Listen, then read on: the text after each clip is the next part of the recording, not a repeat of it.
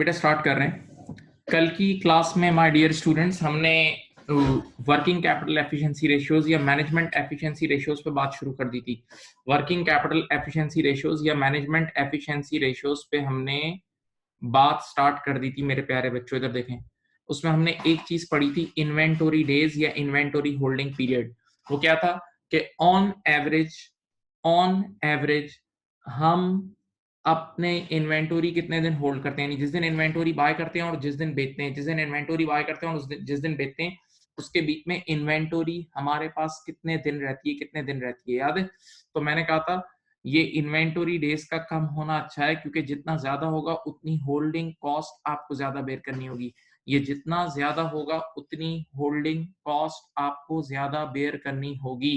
याद आया? फिर उसके बाद गोइंग फॉरवर्ड और तो सुनना, उसके बाद फिर हमने बात की थी कि इन्वेंटोरी डेज को कम करने की टेक्निक्स भी बताई थी। फिर मैंने आपको उसके एक्सेप्शंस बताई थी कि वैसे तो इन्वेंटोरी डेज कम होना अच्छा है, लेकिन कभी कभार ज्यादा होना भी बुरा नहीं होता, और कभी कभार ज्यादा होने पर मैनेजर को बुरा भला मत बोलना। उसमें काफी सारे पॉइंट बताए थे, bulk discount, prices about to increase, uncertain demands of finished goods, और ये सब चीजें पढ़ाई थी, राइट? ओके।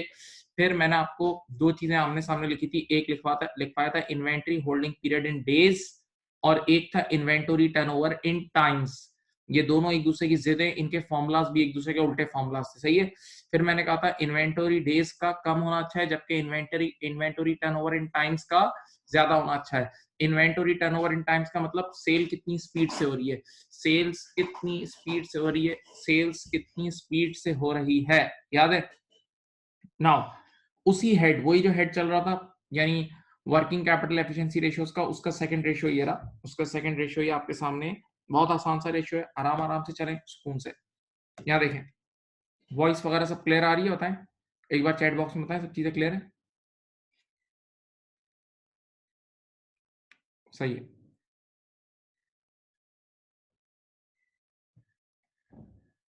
अब आप इधर बेटा, रिसीवेबल कलेक्शन पीरियड का मतलब क्या है? आप सब जानते हैं जो भी इदारा क्रेडिट सेल करता है उनकी बुक्स में रिसीवेबल्स होते हैं। तो रिसीवेबल कलेक्शन पीरियड का मतलब ऑन एवरेज हम अपने रिसीवेबल्स से कितने दिनों में पैसा ले लेते हैं। ऑन एवरेज हम अपने रिसीवेबल से कितने दिन में पैसा ले लेते हैं, यानी ऑन एवरेज जिस दिन हम क्रेडिट सेल करते हैं, सुने, जिस दिन हम क्रेडिट सेल करते हैं और जिस दिन हमारा कस्टमर हमें पे ऑफ करता है, उसके बीच में कितना टाइम पीरियड है। जिस दिन हमारा कस्टमर हमें पे ऑफ करता है उसके बीच में कितना टाइम पीरियड है, सामने देखें। तो ये सवाल ये कि रिसीवेबल कलेक्शन पीरियड का कम होना अच्छा है, ज्यादा? ऑब्वियसली कम होना अच्छा है, ऑब्वियसली, सीधी बात है। डेटर के पास आपका पैसा ब्लॉक हुआ है, तो बेटा रिसीवेबल्स कलेक्शन पीरियड कम होना इसलिए अच्छा है। देखो, पहली बात, आप जब भी क्रेडिट सेल करते हो there is a credit risk of bad debt. आप जब भी क्रेडिट सेल करते हो there is a credit risk of bad debt, सही है? तो अब आप जितने दिन उसको टाइम पीरियड दोगे उतना वो रिस्क बढ़ता जाएगा, सही है? जल्दी पैसे निकलवा लोगे तो वो रिस्क कम है, और बहुत डिले करोगे तो वो रिस्क ज्यादा है, ठीक है? तो देखो मैंने यहाँ लिखा है, ये वाला रेशियो लोअर होना बेहतर है, ये वाला रेशियो लोअर बेटर है, सही है? Because higher debtor days increase the risk of bad debt. भाई जितना आपके ये डेटर डेज यानी डेटर्स कलेक्शन पीरियड बढ़ेगा, उतना there is a risk of bad debt, there is a risk of bad debt, okay? Now plus your cash also block, सीधी बात है।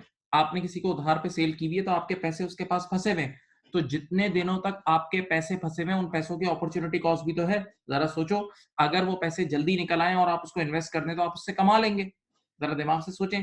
तो बेटा आपका जो पैसा ब्लॉक हुआ है ये भी खतरनाक है। तो सीधी बात ये है, सीधी सीधी खरी बात ये है कि डेटर डेज का कम होना अच्छा है। सीधी सीधी खरी बात ये है कि डेटर डेज का कम होना बेहतर है। अब बच्चे ने कहा इसका फॉर्मूला क्या है, ये रहा फॉर्मूला, देखें।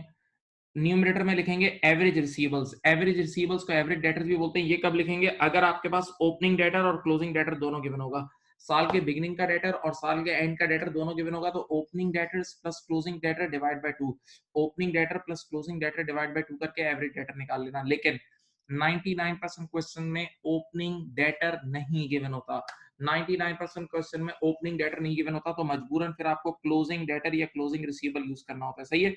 अब ऑफिशियल फॉर्मूला क्या है पहले सुन लें। Closing receivable divide by credit sales into 365। लेकिन पिछले कई सालों से ऐसे बहुत सारे सवाल आप लोग जो ए लेवल्स करा हुआ उन्होंने देखे होंगे, और अभी आप लोग F3 की किट में भी देखोगे कि कई बार ऐसा होता है कि क्रेडिट सेल्स गिवन ही नहीं होती, सिर्फ टोटल सेल्स गिवन होती है, तो मजबूरन फिर टोटल सेल्स यूज होती है। सही है, अगर क्रेडिट सेल्स अलग से गिवन है तो बहुत अच्छा, लेकिन अगर क्रेडिट सेल्स अलग से नहीं गिवन है और वो नहीं निकल सकती तो फिर टोटल सेल्स यूज करना इनटू 365। कल बताया था कि अगर आंसर डेज में चाहिए तो 365, आंसर मंथ्स में चाहिए तो 12 से मल्टीप्लाई करना, और आंसर वीक्स में चाहिए तो 52 से मल्टीप्लाई करना। आंसर डेज में चाहिए तो 365, आंसर वीक्स में चाहिए तो 52, आंसर मंथ्स में चाहिए तो 12 से मल्टीप्लाई करना। ओके, नाउ तो मैंने क्या बताया कि रिसीवेबल डेज का मतलब बताया कि ऑन एवरेज हमारा पैसा कितने दिन ब्लॉक रह रहा है डेटर के पास। दूसरा मैंने आपको ये बात बताई, दूसरी बात मैंने आपको ये बताई कि डेटर डेज का यानी डेटर्स कलेक्शन पीरियड का कम होना अच्छा है। डेटर्स कलेक्शन पीरियड का कम होना, डेटर्स कलेक्शन पीरियड का कम होना अच्छा है। अब जिस तरह मैंने कल आपको एक्सेप्शंस पढ़ाई थी, आज भी एक्सेप्शंस पढ़ा रहा हूं, देखो ये रही एक्सेप्शंस। वैसे हम लोग पढ़ाते यही हैं कि डेटर्स कलेक्शन पीरियड का कम होना बेहतर है, डेटर्स कलेक्शन पीरियड का कम होना बेहतर है, लेकिन कभी कभार ये जो नीचे दी हुई रीजंस हैं, नीचे दी हुई रीजंस हैं, अगर उसकी वजह से डेटर्स कलेक्शन पीरियड बढ़ भी जाए, डेटर्स कलेक्शन पीरियड बढ़ भी जाए तो भी कोई नाराजगी नहीं है, तो भी मैनेजर को बुला बुरा मत बोलना। सही है, पहला पॉइंट पढ़ें क्या लिखा है, मार्केटिंग स्ट्रेटजी। सुनो भाई बेटा, कई बार ऐसा होता है, जब देखें कि हम लोग मार्केट में अकेले थे, हम लोग अकेले थे तो हम बड़ा एंजॉय कर रहे थे, लेकिन अब हमारे सामने एक बड़ा कॉम्पिटिटर आ गया, ठीक है, तो उस कॉम्पिटिटर को टफ टाइम देने के लिए या उस कॉम्पिटिटर के पास अपने कस्टमर्स को ना जाने देने के लिए हमने जानबूझ के इंटेंशनली अपने अपने क्रेडिट पीरियड को 50 दिन कर दिया। हमने पहले 15 दिन का उधार देते थे, अब हमने कस्टमर्स को बोला टेक 50 डेज 50 दिन ले लो। तो ऐसी सूरत हाल में अब ये हमारी स्ट्रेटजी है अपने कस्टमर्स को रोकने के लिए, अपनी सेल्स को बढ़ाने के लिए। तो यार ये कोई गलत बात नहीं है, इसके पीछे एक प्री प्लान मकसद है, इसके पीछे एक प्री प्लान मकसद है। तो अब यहाँ मैनेजमेंट को बुरा भला मत बोलना, अब यहाँ मैनेजमेंट को बुरा भला मत बोलना। ओके, तो ये एक अच्छी चीज है। Number 2, obsolete stock. Obsolete stock, sir what is obsolete stock? भाई कई बार ऐसा होता है कि आपकी आपकी गुड्स बिक ही नहीं रही होती, आपकी गुड्स खराब होने वाली होती हैं, ऑब्सलीट होने वाली होती हैं, बिल्कुल डैम खत्म हो जाएंगी, तो आप उसको फिर किसी भी तरह बेच देते हो, लंबे उधार पे बेच देते हो, आप बोलते हो ले जाओ। मैं दो मिसालें देता हूँ, सुनो। यार एक बंदा है जिसके पास फ्रूट्स का स्टॉक पड़ा हुआ है, एक बंदा है जिसके पास फ्रूट्स का स्टॉक पड़ा हुआ है, और उसके पास बेचारे के पास फ्रिज नहीं है, फ्रूट वाला है, उसका फ्रिज नहीं है। उसको पता है कि कल सुबह तक मेरा सारा फ्रूट खराब हो जाएगा, तो वो आज आपको रात को 1 महीने के उधार पे भी दे देगा, बोले ले जा यार, जब देना हो दे देना, क्योंकि उसको पता है वो चीज जीरो की होने वाली है। तो बेहतर है ना कुछ आ जाए, और लेट आ जाए बेशक। तो ऑब्सोलीट स्टॉक की वजह से भी बंदा डेटर पीरियड बढ़ा सकता है। बच्चे ने कहा कोई प्रोफेशनल एग्जांपल दें, कोई अच्छी एग्जांपल दें। एग्जांपल देता हूँ, यार आप लोगों को याद होगा एक गाड़ी है सेंट्रो, सेंट्रो गाड़ी का नाम सुना है? तो सेंट्रो का एक पुराना मॉडल देखा था, वो पीछे से उठा हुआ था रिक्शे जैसा। हाँ, सेंट्रो का एक पुराना मॉडल नहीं था यूं जो रिक्शे जैसा पीछे से उठा हुआ था, भूल गए? वो मॉडल पिट गया था, सेंट्रो कंपनी का वो मॉडल पिट गया था, वो फ्लॉप मॉडल था सेंट्रो कंपनी का। लेकिन सेंट्रो कंपनी ने हजारों गाड़ियां मैन्युफैक्चर कर ली थी, सेंट्रो कंपनी ने हजारों गाड़ियां मैन्युफैक्चर करके अपने स्टोर रूम में रख दी थी, और वो मॉडल फ्लॉप हो गया, वो मॉडल फ्लॉप हो गया, अब गाड़ियां बिक ही नहीं रही। तो सेंट्रो कंपनी को अपने स्टोर रूम में होल्डिंग कॉस्ट बेयर करनी पड़ रही थी। तो आपको पता है सेंट्रो कंपनी ने क्या ऑफर दी था? देखें, सेंट्रो कंपनी ने ये ऑफर दी कि आप गाड़ी 5 साल की लीज पे ले जाएं, 5 years लीज। यहाँ देखें, with 0% interest rate, with 0% interest rate, यानी आहिस्ता आहिस्ता 5 साल में गाड़ी की पेमेंट कर देना, और हम 1% भी इंटरेस्ट चार्ज नहीं करेंगे। नॉर्मली अच्छा खासा इंटरेस्ट चार्ज होता है, अगर आप किसी को लॉन्ग टर्म लीज पे चीज देते हो तो इंटरेस्ट लेते हो। सेंट्रो कंपनी ने कहा हमें कोई इंटरेस्ट रेट नहीं चाहिए, जाओ 5 साल के बाद पेमेंट कर देना आराम आराम आराम से। इसका मतलब सेंट्रो कंपनी ने अपना डेटर्स कलेक्शन पीरियड 5 साल कर दिया। सेंट्रो कंपनी ने अपना डेटर्स कलेक्शन पीरियड कितना कर दिया? 5 साल कर दिया, 5 साल कर दिया। तो बेटा यहाँ पर अब कोई गलत बात नहीं है, यहाँ देयर इज ए स्ट्रेटजी, यहाँ बिजनेस का एक प्लान है जिसको वो फुलफिल कर रहे हैं, बिजनेस को अल्टीमेटली यहाँ बेनिफिट होगा। नाउ तीसरी चीज, ये कल पढ़ाया था मैंने, याद है? ये थर्ड पॉइंट जो था ये मैंने कल पढ़ाया था, और मैंने इसका नाम रखा था कि जब बुराई आती है तो वो बस में चढ़ के भी काट लेता है, बताया नहीं था, याद है? जब बुराई आती है तो वो बस में चढ़ के भी काट लेता है, और ऊंट पे बैठे हुए आदमी को भी वो काट लेता है, याद है? कल ये आपको मैंने बताया था, वन ऑफ इवेंट्स, अगर तुम्हें याद हो। इधर देखें, large credit sales just before the year end, सुनिएगा इधर देखें large credit sales just before the year end, ये आपका पूरा अकाउंटिंग पीरियड है। देखो मैंने पूरा अकाउंटिंग पीरियड ड्रॉ करा है। आप हमेशा छोटी छोटी क्रेडिट सेल करते थे, आप हमेशा छोटी छोटी क्रेडिट सेल करते थे। देखो, और जब आपकी क्रेडिट सेल छोटी छोटी होती थी तो आपका डेटर भी छोटा छोटा होता था। देखो इतना छोटा छोटा डेटर होता था। सेल भी कम करते थे, डेटर भी छोटा, सेल छोटी डेटर छोटा, सेल छोटी डेटर छोटा, सेल छोटी डेटर छोटा। लेकिन अल्लाह की शान, ईयर एंड से एक हफ्ते पहले, ईयर एंड से एक हफ्ते पहले एक ऐसा कस्टमर आया, उसने कहा अभी अभी मुझे कई करोड़ों का माल चाहिए उधार पे। एक बहुत कस्टमर आया, जल्दी में था, उसने कहा मुझे अभी अभी चाहिए वरना मैं जा रहा हूं। तो हमने उसको, इधर देखो, हमने उसको ईयर एंड पर इतनी बड़ी क्रेडिट सेल की, हमने उस कस्टमर को ईयर एंड पे इतनी बड़ी क्रेडिट सेल की। सुनो, और जब क्रेडिट सेल की तो उस कस्टमर ने अभी ईयर एंड तक पेमेंट नहीं की थी। जब क्रेडिट सेल्स की, उधार वाली सेल की और ईयर एंड तक उसने पेमेंट नहीं की, तो ईयर एंड पे डेटर्स एबनॉर्मली हाई नजर आ रहा होगा ना। सोचो, आपने ईयर एंड पर एक बहुत बड़ी क्रेडिट सेल की और अभी तक उस क्रेडिट सेल के पैसे नहीं आए, अभी तक उस क्रेडिट सेल के पैसे नहीं आए, तो ईयर एंड पर आपका डेटर एबनॉर्मली हाई नजर नहीं आ रहा होगा? ईयर एंड पर आपका डेटर एबनॉर्मली हाई नजर आ रहा होगा। हाँ, तो ऐसी सूरत हाल में जब ईयर एंड पे रिसीवल ज्यादा होगा, इधर देखो, ईयर एंड पे आपका रिसीवल एबनॉर्मली हाई होगा तो आपका डेटर डेज भी ज्यादा नजर आ रहा होगा, इसमें बेचारे मैनेजर का कोई कसूर नहीं है, ये वन ऑफ इवेंट है। आप पूरे साल की परफॉर्मेंस देख लें, ये एक अचानक से वन ऑफ इवेंट आ जाता है, तो इसमें भी मैनेजर को बुरा भला बोलने की जरूरत नहीं है। तो बेटा ये 3 एक्सेप्शन है जो मैंने आपके सामने लिखवाई है। नंबर 1 क्या है? Marketing strategy. मार्केटिंग स्ट्रेटजी यानी कई बार आप जानबूझ के अपने कस्टमर्स को घेरने के लिए, अपने कस्टमर्स को रोकने के लिए या अपनी सेल्स को बढ़ाने के लिए आप डेटा डेज को बढ़ाते हो, तो ये गलत बात नहीं है। There is a plan, there is a strategy behind this. Number 2, obsolete stock. कई बार आप अपने ना बिकने वाले स्टॉक को, जो खराब होने वाला हो, जो ऑब्सोलीट होने वाला हो, उसको बेचने के लिए आप डेटा डेज को बढ़ाते हो। This is also very good. और number 3, large credit sale just before the year end. ये एक वन ऑफ इवेंट है, कभी कभार ऐसा हो जाता है कि पूरा साल का एवरेज सही था लेकिन ईयर एंड पे अचानक से कोई बुराई आ गई, तो इसमें भी मैनेजर का कोई कसूर नहीं है, तो मैनेजर को आप इस पे ब्लेम ना कीजिएगा। सही है? तो सारी कहानी का लब्बे लुबाब, सारी कहानी का लुब्बे लुबाब क्या है?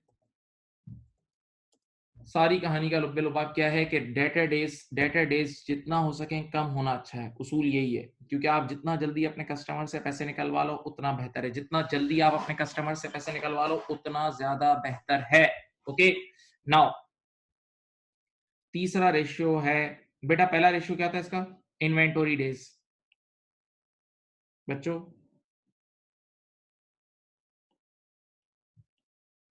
इसका पहला रेशियो था इन्वेंटोरी डेज और दूसरा रेशियो था डेटर डेज। इसका तीसरा रेशियो क्या है? देखो, वो है क्रेडिटर्स पेमेंट पीरियड। इसका थर्ड रेशियो है आपकी स्क्रीन पे, क्रेडिटर्स पेमेंट पीरियड, इसको क्रेडिटर डेज भी बोलते हैं। इसका मतलब क्या है? इधर देखें, सुने, ऑन एवरेज ऑन एवरेज हम अपने क्रेडिटर्स को कितने दिनों में पे ऑफ करते हैं? ऑन एवरेज हम अपने क्रेडिटर्स को कितने दिनों में पे ऑफ करते हैं? ऑन एवरेज हम अपने क्रेडिटर्स को कितने दिनों में पे ऑफ करते हैं? ऑन एवरेज हम अपने क्रेडिटर्स को कितने दिनों में पे ऑफ करते हैं? राइट? अब सुनो, बताओ, बिजनेस का एक उसूल सीख लो। बिजनेस का मजहब का उल्टा है, मजहब का उल्टा है, बिजनेस का उल्टा है। सुने, बिजनेस का उसूल ये, जब किसी से पैसे लेने हो जल्दी से जल्दी लो, और देने हो तो लेट से लेट पे करो ताकि आप उसका पैसा यूज कर लो। किसी को देने हैं तो लेट से लेट पे करो ताकि आप उसका पैसा यूज करो। It's a source of finance. ये बिजनेस का उसूल है, मजहब में उल्टा है। मजहब में आप रात को सो भी नहीं, उधार है ना तो नींद सही नहीं होनी चाहिए, पहले पे ऑफ करो फिर सो। तो बहरहाल बहरहाल हम बिजनेस की बात कर रहे हैं अभी। तो बिजनेस के अंदर किसी को पैसे देने हो तो लेट से लेट पे करना अच्छा है ताकि आप उसका पैसा यूज कर लो, ताकि आपके पास एक source of finance, as a source of finance, वो चीज as a source of finance आ जाए। राइट? ओके, नाउ इसकी डेफिनेशन क्या है? On average how much time we take to pay our creditors. इसका ज्यादा होना अच्छा है। देखो, higher better because it's a source of finance for company. आपके लिए एक सोर्स ऑफ फाइनेंस है। बच्चे ने कहा व्हाट इज द फॉर्मूला? सबसे पहले फॉर्मूला बता दें। इसका फॉर्मूला है एवरेज क्रेडिटर्स। इसका फॉर्मूला क्या है? ये देखो बेटा, स्क्रीन पे देखो, एवरेज क्रेडिटर्स इसका फॉर्मूला है, एवरेज क्रेडिटर्स। ठीक है? एवरेज क्रेडिटर कब यूज करेंगे? अगर आपके पास ओपनिंग क्रेडिटर और क्लोजिंग क्रेडिटर दोनों गिवन है। अगर आपके पास ओपनिंग क्रेडिटर और क्लोजिंग क्रेडिटर दोनों गिवन है, तो ऐसी सूरत हाल में आप opening creditor plus closing creditor divide by opening creditor plus closing creditor divide by 2 करना, एवरेज क्रेडिटर आ जाएगा। लेकिन बेटा 99% क्वेश्चन में जो आप किट में देखेंगे उसमें ओपनिंग क्रेडिटर नहीं गिवन होगा, तो फिर मजबूरन आपको डायरेक्ट क्लोजिंग क्रेडिटर यूज करना है। क्या यूज करना है? Closing creditors. अब ऑफिशियल फॉर्मूला क्या है बताऊं? डिनोमिनेटर में आप डिवाइड करेंगे परचेज से। किससे डिवाइड करेंगे? परचेजेस से। लेकिन बेटा आजकल 90% क्वेश्चन ऐसे आ रहे हैं जिसमें परचेजेस भी नहीं गिवन होती, तो फिर आपको direct cost of sales use करनी होगी। डायरेक्ट आपको क्या यूज करनी होगी? Cost of sales, direct cost of sales use करनी होगी। अच्छा एक बात और सोच लें, मैं जरा जो लोग अकाउंटिंग की बुनियाद अलिफ बे आती है वो भी समझ जाएंगे। तो देखें, यहाँ देखें, कई बार कॉस्ट ऑफ सेल और परचेज बराबर होती है। सब देखें और सोचें, कई बार आपकी कॉस्ट ऑफ सेल्स और परचेजेस बराबर होती है। कब? अगर आपका ओपनिंग और क्लोजिंग स्टॉक सेम है। अगर आपका ओपनिंग और क्लोजिंग स्टॉक सेम है तो कॉस्ट ऑफ सेल बराबर होती है परचेज के। सही है? तो ये दोनों नंबर कई बार बहुत करीब करीब भी होते हैं। बहरहाल सीधी लफ्जों में, अगर परचेजेस गिवन है तो फिर तो परचेज यूज करना है, नहीं गिवन है तो कॉस्ट ऑफ सेल यूज करना है। ठीक है? राइट? दोनों गिवन है तो परचेजेस यूज करेंगे, इसका मतलब परचेज गिवन है ना। नाउ आंसर 365 मल्टीप्लाई बाय 365 करना है। अगर डेज में आंसर चाहिए मल्टीप्लाई बाय 52 करें, अगर वीक्स में चाहिए और मंथ्स में चाहिए तो 12। ओके नाउ अब बेटा मैंने अभी बोला कि क्रेडिटर डेज का बढ़ना अच्छा है। लोगों को पेमेंट करनी है तो लेट से लेट पेमेंट करो, लोगों को पेमेंट करनी है तो लेट से लेट पेमेंट करो, लेट से लेट पेमेंट करो। क्यों? ताकि आप उसका पैसा यूज कर लो। अब क्रेडिटर डेज बढ़ाने का तरीका क्या है? एक तरीका है, मेरी तरफ देखें, एक तरीका है जबरदस्ती बढ़ाओ। आपने किसी से उधार ले लिया और फिर उसका फोन उठाना ही छोड़ दो। फिर जब भी फोन आए तो बेटा बच्चा उठा रहा है, हेलो पापा घर पे नहीं है, अभी नहीं है, बाद में आना, ये वो इस तरह की हरकतें शुरू कर दी आपने। सही है? सुनी अनसुनी, हेलो आवाज नहीं आ रही, आवाज, ये वाली हरकतें करोगे तो बेटा बेटा सीधी बात है, एक मिनट, आज के बाद लोग आपको उधार नहीं देंगे, आपका नाम बदनाम हो जाएगा मार्केट में, आपके फ्यूचर ऑर्डर्स लोग कैंसिल कर देंगे और लोग आपको अपनी प्रायोरिटी कस्टमर्स में नहीं लिखेंगे। हाँ, टोपी कराना बिल्कुल सही है। लोग आपको अपने, देखो अगर आपने जबरदस्ती बढ़ाया तो आपकी गुडविल खराब होगी, मार्केट में बदनाम हो जाओगे, आपको लोग प्रायोरिटी कस्टमर्स में नहीं रखेंगे, फ्यूचर ऑर्डर्स भी आपके कैंसिल हो सकते हैं। तो बेहतर तरीका क्या है कि अगर कभी आपको ये बढ़ाना है तो आप अपने सप्लायर से निगोशिएट करो, सप्लायर को बिठाओ, उसको समझाओ कि हम पूरे शहर में सिर्फ तेरे से ही माल खरीद रहे हैं और किसी से नहीं खरीदते, हम तुम्हारे ही हैं भाई और किसी के नहीं है। तो मुमकिन है वो आपका आपका टाइम पीरियड इंक्रीज कर दे। मुमकिन है वो आपका टाइम पीरियड इंक्रीज कर दे। हाँ। अच्छा, एक चीज मैं अब आपको यहाँ आपको एक बड़ी जबरदस्त चीज सिखाना चाहता हूँ, जहां बैठे हैं होश में रह के सुने। आपने एक चेन का नाम सुना होगा, वॉलमार्ट। वॉलमार्ट का नाम सबने सुना होगा। ये यूनाइटेड स्टेट्स की एक बहुत बड़ी चेन है और यूनाइटेड स्टेट्स में ऐसा है कि जब भी कोई नया एरिया बनता है ना, पूरा एक एरिया आबाद होता है, तो उसमें ये जरूर खुलता है, यानी हर चीज खुल रही होती है तो साथ ये जरूर खुलता है। यानी पूरे यूएस में आप ड्राइव करके यूएस पूरा घूमो ना, तो आपको हर कुछ किलोमीटर्स के बाद एक वॉलमार्ट नजर आएगा और वॉलमार्ट इतना बड़ा होता है कि समझ लो पूरा बहादुराबाद, पूरे बहादुराबाद जितना इसका एक स्टोर होता है जिसमें हर चीज मिलती है, टायर से लेके गाड़ी से लेके पता नहीं क्या क्या मिलता है, हर चीज मिलती है, हर चीज, प्लस शॉर्टकट में हर चीज मिलती है। तो आप यूं सोचें, अब ये इतना वहां का सुपर हिट स्टोर है, वहां का इतना इसकी सेल है, हर अगला बंदा यहीं जाता है और इसकी प्राइसेस भी कंपैरेटिवली कम होती है, हर बंदा यहाँ से खरीदता है। तो इसके पास एक बदमाशी है, सोचो ना, इसके पास इतना बड़ा कस्टमर का बैंक है कि इसके पास बदमाशी है। अब सुनो, और लेकिन डिमांड इसकी बहुत हाई है। कहते हैं कि अगर वॉलमार्ट आपकी एक प्रोडक्ट भी वॉलमार्ट ने एक्सेप्ट कर ली ना, जैसे लेटेस्ट से मैं ये पेन बनाता हूँ और वॉलमार्ट ने कहा सही है मुस्तफा आपकी पेन हम खरीदेंगे और आगे बेचेंगे, यानी मुझे अपॉर्चुनिटी मिली कि वॉलमार्ट पे मेरी पेन जाके रहेगी, तो अब मुझे टीचिंग करने की जरूरत नहीं है, क्योंकि वॉलमार्ट इतना बड़ा इदारा है और उसके इतने स्टोर्स हैं कि बस आपको उसकी एक छोटी सी प्रोडक्ट भी कभी ऑर्डर मिल जाए ना, तो फिर आपने टीचिंग वीचिंग छोड़ो भाई, सब छोड़ो, बैठ के कमाओ बस, अब फिर आपका काम ही हुआ। लेकिन वॉलमार्ट के अंदर एक बदमाशी है, उसकी बदमाशी क्या है, कितने कुछ पाकिस्तानी लोग भी हैं जिनके जो वॉलमार्ट को सप्लाई करते हैं, मैं जानता हूं उनको, तो वो बोलते हैं वॉलमार्ट के साथ हर बंदा काम नहीं कर सकता। क्यों? वॉलमार्ट इतना बड़ा बदमाश है कि आपसे गुड्स खरीदता है और आपको 8-8 महीने बाद पे करता है, यानी उसकी ये बदमाशी, और आप वो बदमाशी बर्दाश्त करते हो। क्यों? आपको पता है कि वॉलमार्ट की सेल ही इतनी है, कमा के ही इतना देता है, यानी इतना माल निकल जाता है, फिर आपको किसी और को बेचने की जरूरत ही नहीं है, बस एक अकेले वॉलमार्ट को सप्लाई करते रहो। बात नहीं समझे? तो उसके पास एक पावर है, इतना स्ट्रॉन्ग पावर है कि वो साल-साल बाद भी पे करता है, 8-8 महीने बाद भी पे करता है और लोग बर्दाश्त करते हैं। क्यों? उसकी वो ओपन बोलता है नहीं और आपके पास कोई ऑप्शन ही नहीं है। अब आ जाओ। देखें, ये मुझे नहीं पता। एक बंदे ने एक स्टोर का नाम लिखा है, लेकिन मुझे उसका नहीं पता। मुझे नहीं पता तो मैं बोल नहीं सकता, लेकिन वॉलमार्ट का मुझे पता है। अब कंपनी ए और कंपनी बी, अच्छा देखो अब एक बात याद रखना बेटा, जब आप रेशियो एनालिसिस पे कमेंट्री कर रहे होते हैं, मेरी तरफ देखें, जब आप रेशियो एनालिसिस पे कमेंट्री कर रहे होते हैं ना, तो आपके पास एक कागज का टुकड़ा होता है, बस एक कागज का टुकड़ा, एक बैलेंस शीट या एक इनकम स्टेटमेंट पड़ी होती है। आप कंपनी के डायरेक्टर्स के साथ थोड़ी बैठे होते हो, कंपनी के डायरेक्टर्स के साथ थोड़ी बैठे होते हो कि अंदर की बातें आपको पता है, नहीं। तो आप जब कमेंट्री करते हो तो इधर देखो, आप लैंग्वेज यूज करते हो, may be, can be, could be. बेटा कमेंट्री करते वक्त दुनिया भर के ट्रेनर्स ये बात सिखाते हैं कि लैंग्वेज यूज करनी है may be, can be, language use करनी है may be, can be, could be. आप बोलोगे शायद ये भी हो सकता है, ये भी हो सकता है, ये भी हो सकता है, सकता सकता करके बात करना, विल करके बात नहीं करना कि ये होकर रहेगा। ऐसा नहीं बोलना कि जो मैं बोल रहा हूं ये होकर रहेगा, ये मुनासिब अल्फाज नहीं है। आपको जो बात करनी है वो मे बी करके करनी है, सही है। अब आ जाओ, मैं तुम्हें दो कमेंट्री सिखाता हूँ और ये ऐसी कमेंट्री है जो पार्ट 1 के अलावा पार्ट 2 के पेपर्स में भी आती है। रेशियो एनालिसिस आगे इसी से में बहुत जगह है, सही है। अब सुने, यहां देखें, एक आपके पास कंपनी ए है और एक कंपनी बी है। एक कंपनी ए है और एक कंपनी बी है। अब जरा सुने आप, कंपनी ए का क्रेडिटर डेज है 10 डेज और इसका है 30 डेज।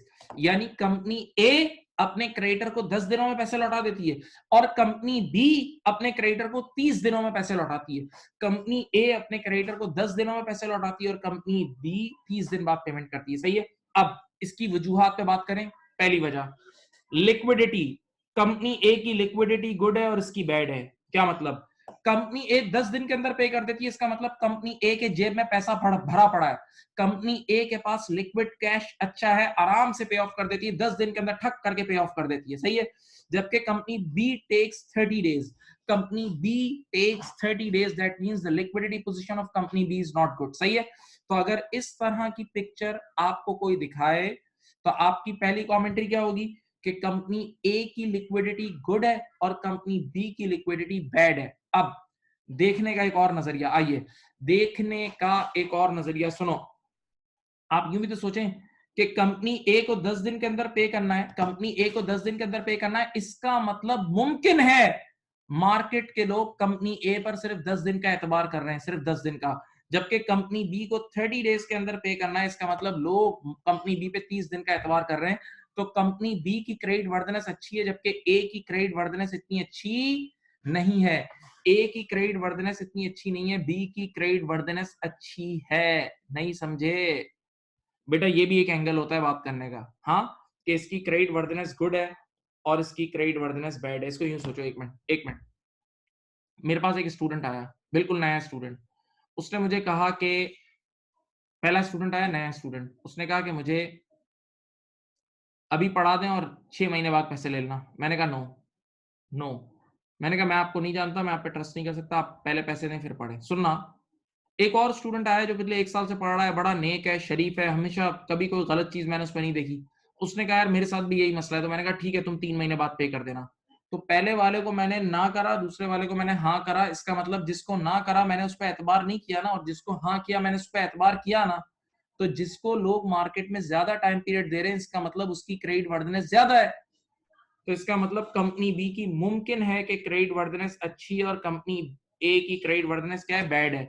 लेकिन अगेन अगेन ये वाली बात हम मे बी करके लिखते हैं। ये सारी बात हम मे बी, कैन बी करके लिखते हैं क्योंकि हमें अंदर की बात नहीं पता। हमारे पास सिर्फ कागज का टुकड़ा है, हमारे पास सिर्फ और सिर्फ कागज का टुकड़ा है भाई, हमारे पास कंपनी के अंदर की इंफॉर्मेशन नहीं। तो आप ये बोलोगे शायद ये भी हो सकता है और शायद ये भी हो सकता है, ठीक है। तो एक वजह क्या हो सकती है कि इसकी लिक्विडिटी ए की अच्छी है और बी की बुरी है, और दूसरी वजह क्या है, ए की क्रेडिट वर्दनेस बैड है और बी की क्रेडिट वर्दनेस गुड है। नाउ ये देख लें, 30 सेकंड की चुप शाही। इधर देख लो, सामने चीजें हैं सारी।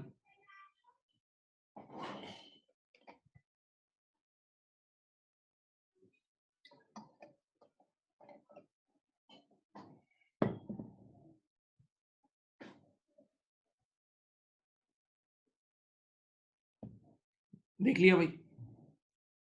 तो 3 रेशियोज थे, एक था इन्वेंटोरी डेज। इन्वेंटोरी डेज का मतलब ऑन एवरेज हमारी इन्वेंटोरी कितने दिनों में बिकती है। डेटा डेज का मतलब ऑन एवरेज हमारे डेटर्स कितने दिनों में हमें पे ऑफ करते हैं। और क्रेडिटर डेज का मतलब ऑन एवरेज हम अपने क्रेडिटर को कितने दिनों में पे करते हैं। सही। फिर बोलो इन्वेंटोरी डेज का मतलब जिस दिन हम इन्वेंटोरी खरीदते हैं, प्लीज ध्यान रखें, जिस दिन हम इन्वेंटोरी खरीदते हैं और जिस दिन बेचते हैं उसके बीच में इन्वेंटोरी कितने टाइम हमारे पास रहती है। डेटा डेज का मतलब जिस दिन हम इन्वेंटोरी बेचते हैं उस दिन से लेके फिर पेमेंट कितने दिनों में आती है कस्टमर से। और क्रेडिटर डेज का मतलब ऑन एवरेज हम अपने क्रेडिटर डेज को कितने दिन, अपने क्रेडिटर्स को कितने दिनों में पे ऑफ करते हैं। सही है। लेक्चर क्या दिया था, इन्वेंटोरी डेज और डेटा डेज का कम होना अच्छा था, याद है। इन्वेंटोरी डेज और डेटा डेज का कम होना अच्छा था और क्रेडिटर डेज का ज्यादा होना अच्छा है। अब मैं एक एक्स्ट्रा टॉपिक पढ़ा रहा हूं, मेरी बात सुनो।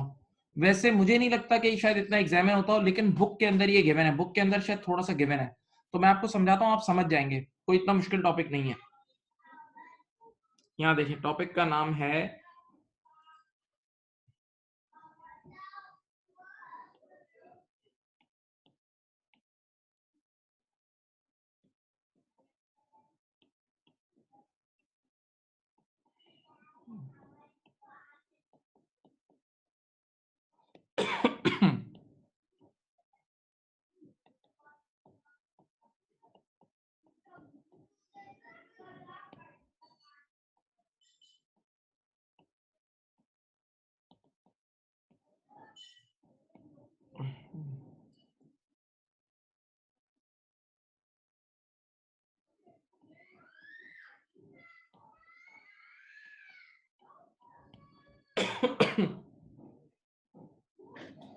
अच्छा अब देखो, जो बात मैं बोल रहा हूं,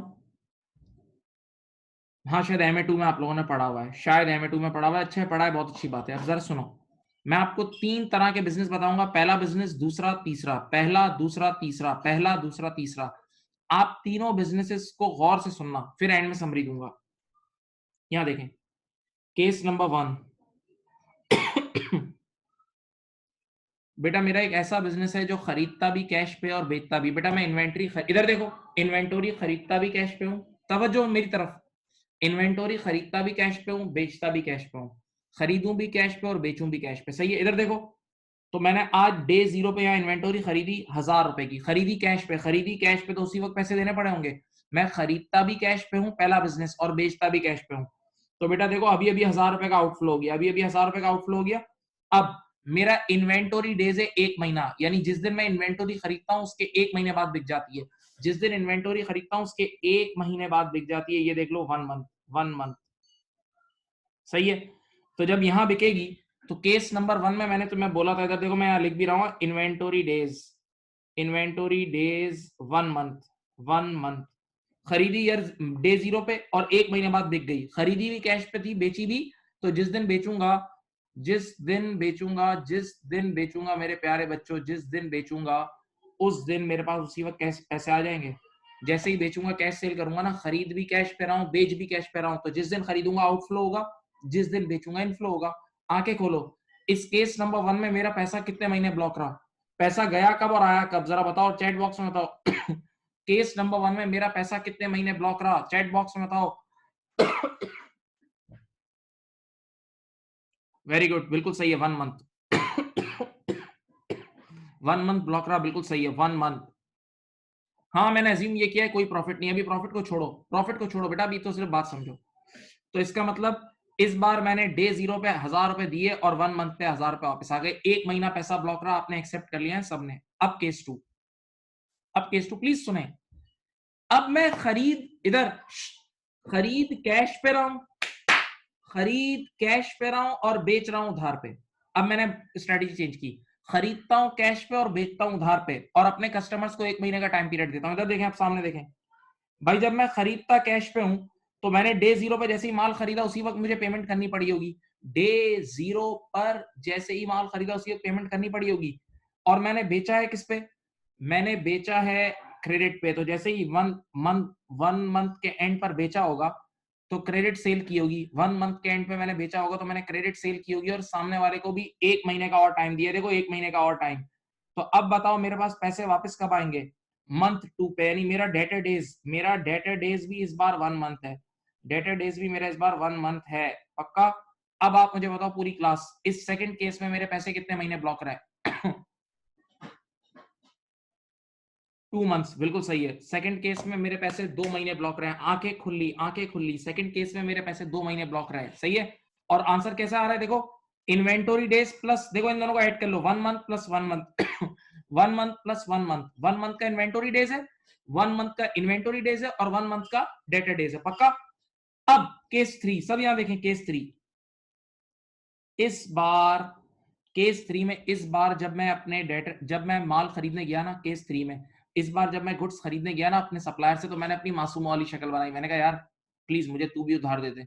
मैं जब अपने सप्लायर से गुड्स खरीदने गया तो बिल्कुल इनोसेंट सी मासूमाना शक्ल बनाई, तो सप्लायर ने मुझे गुड्स तो यहाँ दे दी देखो डे 0 पे, लेकिन मुझे सप्लायर ने 15 दिन का टाइम दिया। इस बार मेरे सप्लायर ने मुझे 15 दिन का टाइम दिया, यानी मुझे 15 डेज यानी 0.5 मंथ्स का उधार मिल गया। तो इधर देखो, मैंने गुड्स खरीदी है, यहाँ गुड्स खरीदी है डे 0 पे, लेकिन 0.5 मंथ्स का मुझे उधार मिल गया ना, तो मेरे जेब से आउटफ्लो कब हुआ होगा? यहाँ हुआ होगा ना। बेटा सोचो ना, गुड्स खरीदी है डे 0 पे, लेकिन पेमेंट तो डे 0 पे नहीं हुई होगी ना, पेमेंट तो 15 दिन बाद, 15 दिन का मतलब आधा महीना, आधा महीना, तो 0.5 मंथ, सही है। तो यहां मेरा 1000 का आउटफ्लो हुआ। अब बताओ, गुड्स खरीदी थी डे 0 पे और 1 महीने बाद बिकती है, तो यहां बिकी होगी, और बेची भी उधार पे, तो डेटर डेज 1 महीने का हुआ ना। अब आप मुझे बताएं इस बार मेरा पैसा कितने महीने ब्लॉक रहा है? देखें इस केस 3 में बताओ मेरा पैसा कितने महीने ब्लॉक रहा है, बताएं। वेरी गुड, बताओ, सब बताओ। केस 3 में मेरा पैसा 1.5 मंथ्स, देखो बेटा यहां से लेके यहां तक ब्लॉक रहा है ना, यहां से लेकर 15 दिन ये, 15 डेज ये, 30 दिन ये, तो इसका मतलब मेरा पैसा या तो 45 डेज ब्लॉक रहा है या 1.5 मंथ्स। केस 3 में मेरा पैसा 45 डेज या 1.5 मंथ्स, मेजॉरिटी का जवाब सही है। तो बेटा ये जो मैं बार बार बोल रहा हूं ना कि मेरा पैसा ब्लॉक रह रहा है, इसी पैसा ब्लॉक रहने को बोलते हैं कैश ऑपरेटिंग साइकिल। यानी तर्जुमा सुनो, ऑन एवरेज वर्किंग कैपिटल में मेरा पैसा कितने महीने फंसता है? ऑन एवरेज वर्किंग कैपिटल में मेरा पैसा कितने महीने ब्लॉक रहता है, इसको बोलते हैं कैश ऑपरेटिंग साइकिल। और इसका फॉर्मूला क्या है, ये रहा, देखो मैं इसका ऑफिशियल फॉर्मूला बता रहा हूँ, ये रहा, inventory days plus debtor days minus creditor days. तो देखो बेटा हमारा इन्वेंटोरी डेज 1 महीना था, याद है? हमारा इन्वेंटोरी डेज 1 मंथ था, हमारा डेटर डेज भी 1 मंथ था, याद है? लेकिन एंड में मेरे सप्लायर ने मुझे कितना कितना मुझ पर एहसान किया, मुझ पर 0.5 मंथ्स का एहसान किया। तो बेटा मेरा आंसर आ गया है 1.5 मंथ्स, यानी ऑन एवरेज मेरा पैसा 1.5 मंथ्स ब्लॉक रहा। ऑन एवरेज मेरा पैसा 1.5 मंथ्स ब्लॉक रहा। एक बच्चे की रिक्वेस्ट पे मैं केस 3 रिपीट कर रहा हूं, इस बार देख लेना बेटा प्लीज। केस 3 में क्या हुआ? केस 3 में हमने गुड्स तो डे 0 पे खरीदी, लेकिन डे 0 पे पेमेंट नहीं की, पेमेंट उधार पे करेंगे। तो सामने वाले ने मुझे 0.5 मंथ्स, मेरे सप्लायर ने मुझे 0.5 मंथ्स का उधार दिया। तो गुड्स तो यहाँ आ गई देखो, लेकिन पेमेंट हमने यहाँ की है, सही है। अब इधर देखना, पेमेंट यहाँ हुई है। अब इधर देखो स्क्रीन पे, गुड्स यहाँ आ गई और गुड्स बिकती हैं, इन्वेंटोरी डेज है 1 महीना, तो डे 0 में 1 महीना ऐड करो तो यहाँ गुड्स बिकी होंगी, यहाँ सेल हुई होंगी, पक्का। और सेल भी हम कर रहे हैं उधार पे, सेल भी किस पे कर रहे हैं? उधार पे। तो 1 महीने बाद पैसा आएगा डेटर से। तो अब आप मुझे बताओ कहां मेरे पैसे का आउटफ्लो हुआ है, मेरे पैसे गए कब है और आए कब है? देखो मेरे पैसे गए कब हैं? यहाँ गए 0.5 मंथ्स के बाद और आए हैं यहाँ 2 के एंड पे। तो टोटल 1.5 मंथ्स का मेरा कैश ब्लॉकेज है। टोटल 1.5 मंथ्स का मेरा कैश ब्लॉकेज है। तो बेटा अब देखो इसका फॉर्मूला क्या बना है, इधर देखो ये रहा इसका फॉर्मूला। कैश ऑपरेटिंग साइकिल का फॉर्मूला कभी भी निकालना हो बेटा मेरे प्यारे बच्चों, तो inventory days plus debtor days minus creditor days, inventory days plus debtor days minus creditor days, cash operating cycle. अब पूरी क्लास से मेरा एक सवाल है, चैट बॉक्स में जवाब देना, कैश ऑपरेटिंग साइकिल का ज्यादा होना अच्छा है या कम होना अच्छा है? कैश ऑपरेटिंग साइकिल का ज्यादा होना अच्छा है या कम होना अच्छा है? वेरी गुड, और जवाब दो।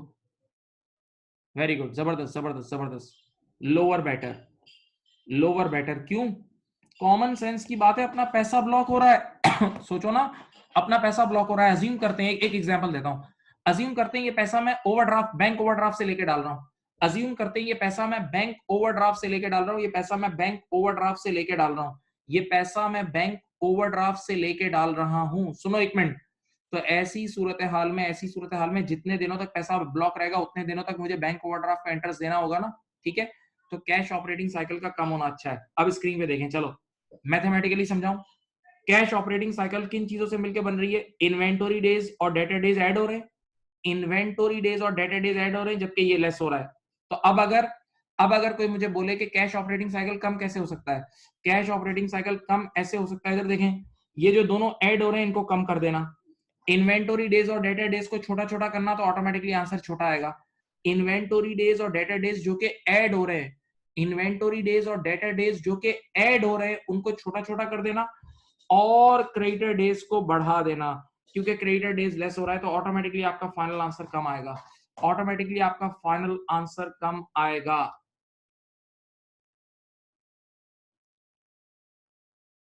ऑटोमेटिकली आपका फाइनल आंसर कम आएगा। अब मैं तुम लोगों की कॉमन सेंस चेक करता हूं। मैंने कहा था ये कारोबारी टॉपिक है, ये कारोबारी टॉपिक है। इधर देखें, मुझे बताएं, क्या कोई ऐसा बिजनेस होगा कि जिसका ये कैश ऑपरेटिंग साइकिल जीरो में आ रहा हो?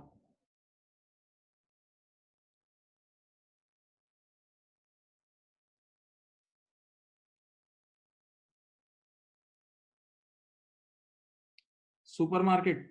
कैसे? हाँ, गुड। कैश सेल्स वाला हो सकता है, और कोई ऐसा बिजनेस हो सकता है कि जिसका ये नेगेटिव में आ रहा हो?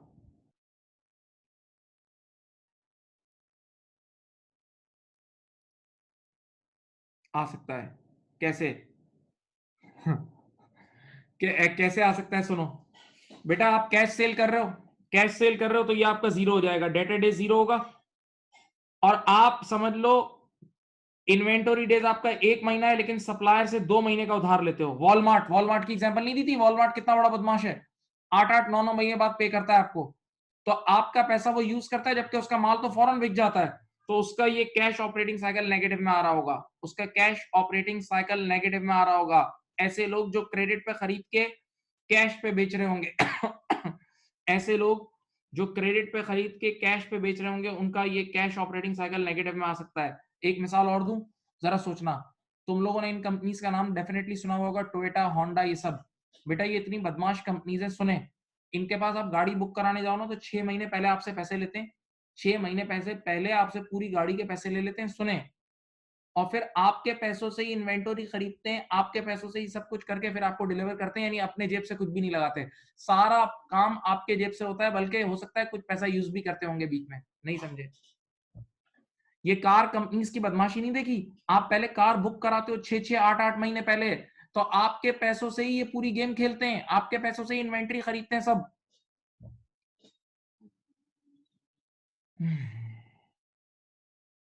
हाँ भाई।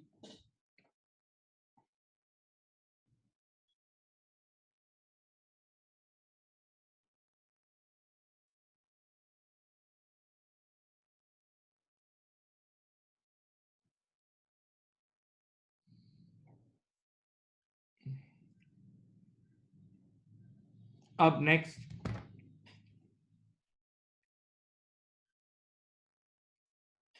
अब बात सुने।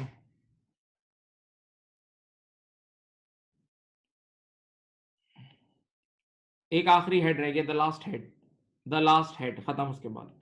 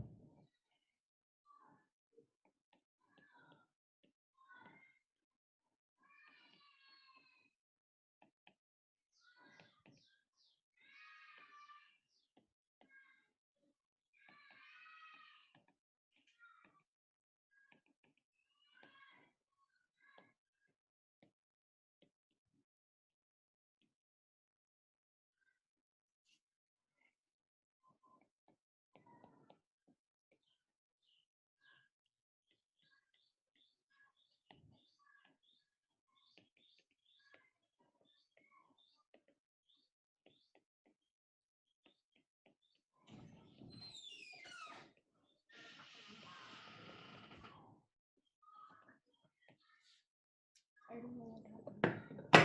Dry fruit.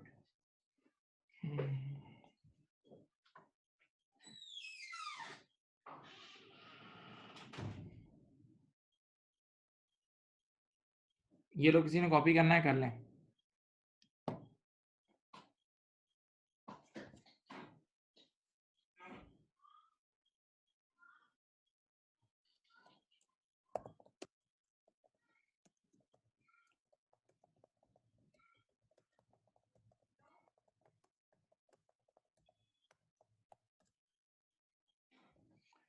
ये किसी ने लिखना है तो लिख लो भाई, वैसे तो मैं स्लाइड्स भेजता हूँ, लेकिन लिखना है तो लिख लो।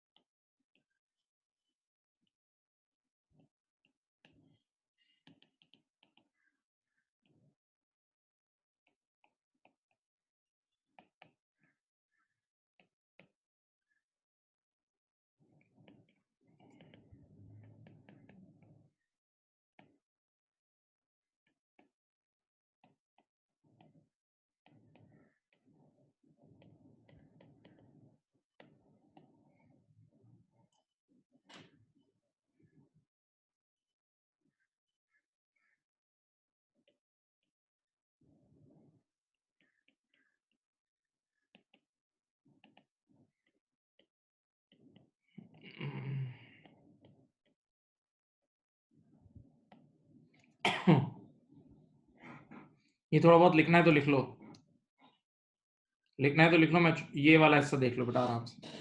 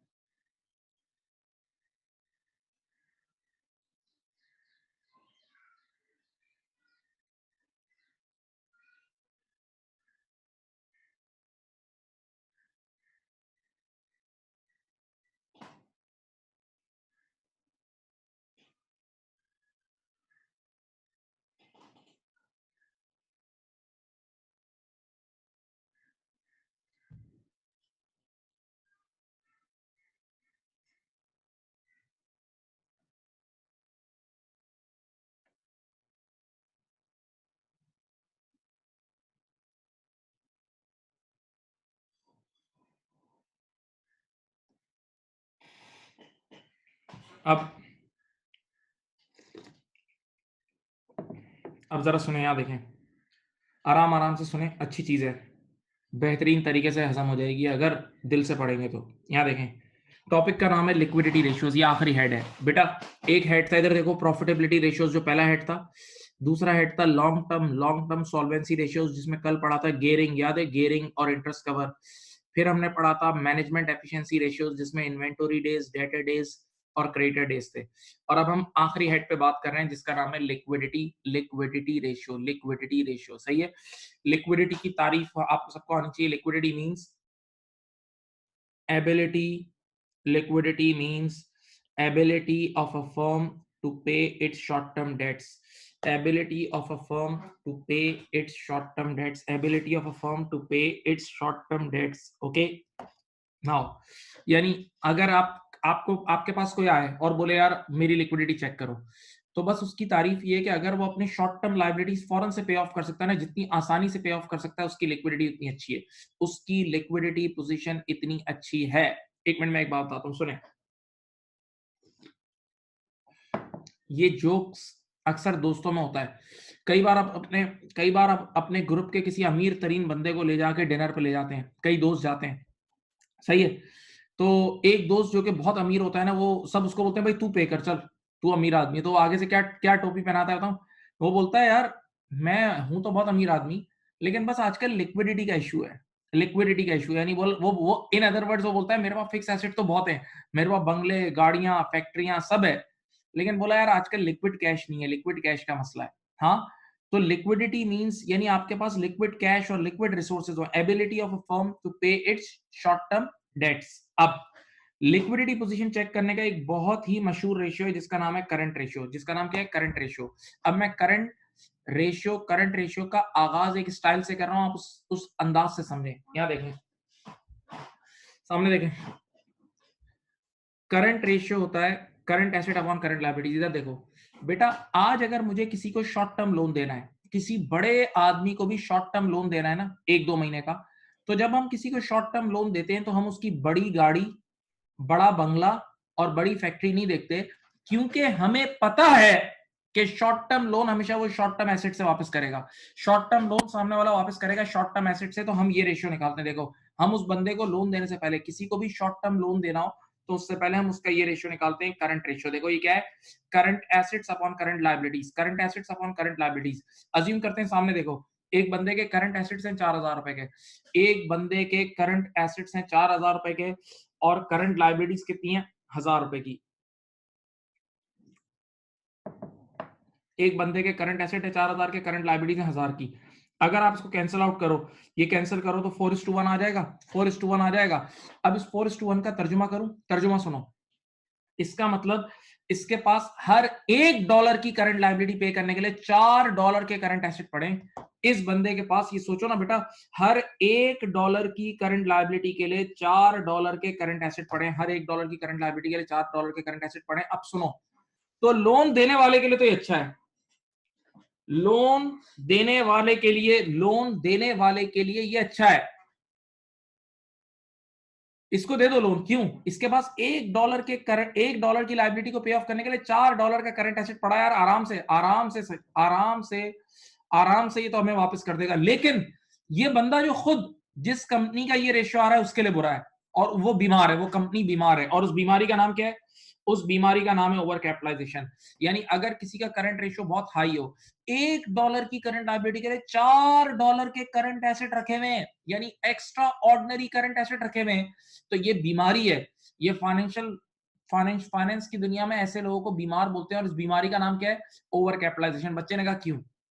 मैंने कहा इस बेवकूफ ने इतने ज्यादा एक्स्ट्रा करंट एसेट रखे हुए, और करंट एसेट एक्स्ट्रा रखने से इतना रिटर्न नहीं मिलता। दलील सुनो, इधर देखो भाई। करंट एसेट किन फॉर्म्स में होते हैं? करंट एसेट या तो इन्वेंटरी की फॉर्म में होते हैं, या डेटर या कैश। करंट एसेट या तो इन्वेंटरी की फॉर्म में होते हैं, या डेटर या कैश। प्लीज मेरी तरफ देखें। अगर इस बेवकूफ ने इन्वेंटरी की फॉर्म में रखा हुआ है, तो इन्वेंटरी की होल्डिंग कॉस्ट बेयर करनी पड़ रही होगी। अगर इसने डेटर की फॉर्म में रखा हुआ है, तो उसमें भी बैड डेट का रिस्क। और अगर डेटर की फॉर्म में रखा हुआ है, तो पैसे तो फंसे हुए हैं ना, तो उन पैसों को तो कोई रिटर्न नहीं आ रहा। और अगर इसने पैसे करंट एसेट कैश की फॉर्म में रखा हुआ है, तो भी गलत है। क्यों? अंग्रेजी की एक कहावत है, सुनो और दिल के कानों से सुनो। अगर आपने अपने करंट एसेट को कैश की फॉर्म में रखा हुआ है, तो अंग्रेजी की एक कहावत है, it cost money to hold money. It cost money it cost money to hold money. पैसे को जेब में रखने की भी एक कॉस्ट होती है। पैसे को जेब में रखने की भी एक कॉस्ट होती है, और वो होती है अपॉर्चुनिटी कॉस्ट। जरा सोचो, जो पैसा मैंने जेब में रखा हुआ है, अगर वही पैसा मैं कहीं अच्छी जगह इन्वेस्ट कर देता, तो मैं कमा लेता ना। जो पैसा मैंने जेब में रखा हुआ है, अगर वही पैसा मैं किसी अच्छी जगह इन्वेस्ट कर देता, तो मैं कमा लेता ना। हाँ, तो अब मैंने उसे इन्वेस्ट नहीं किया हुआ, तो मेरी अपॉर्चुनिटी कॉस्ट ही तो है। मैंने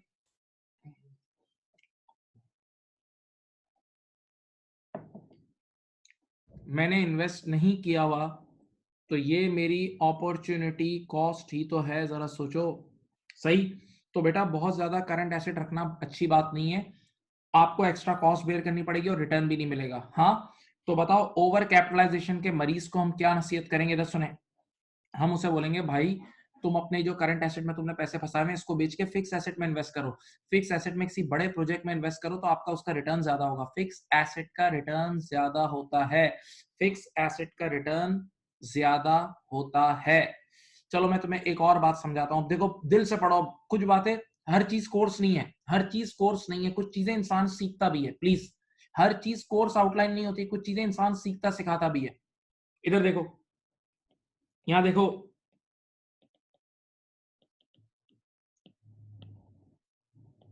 ये देखो,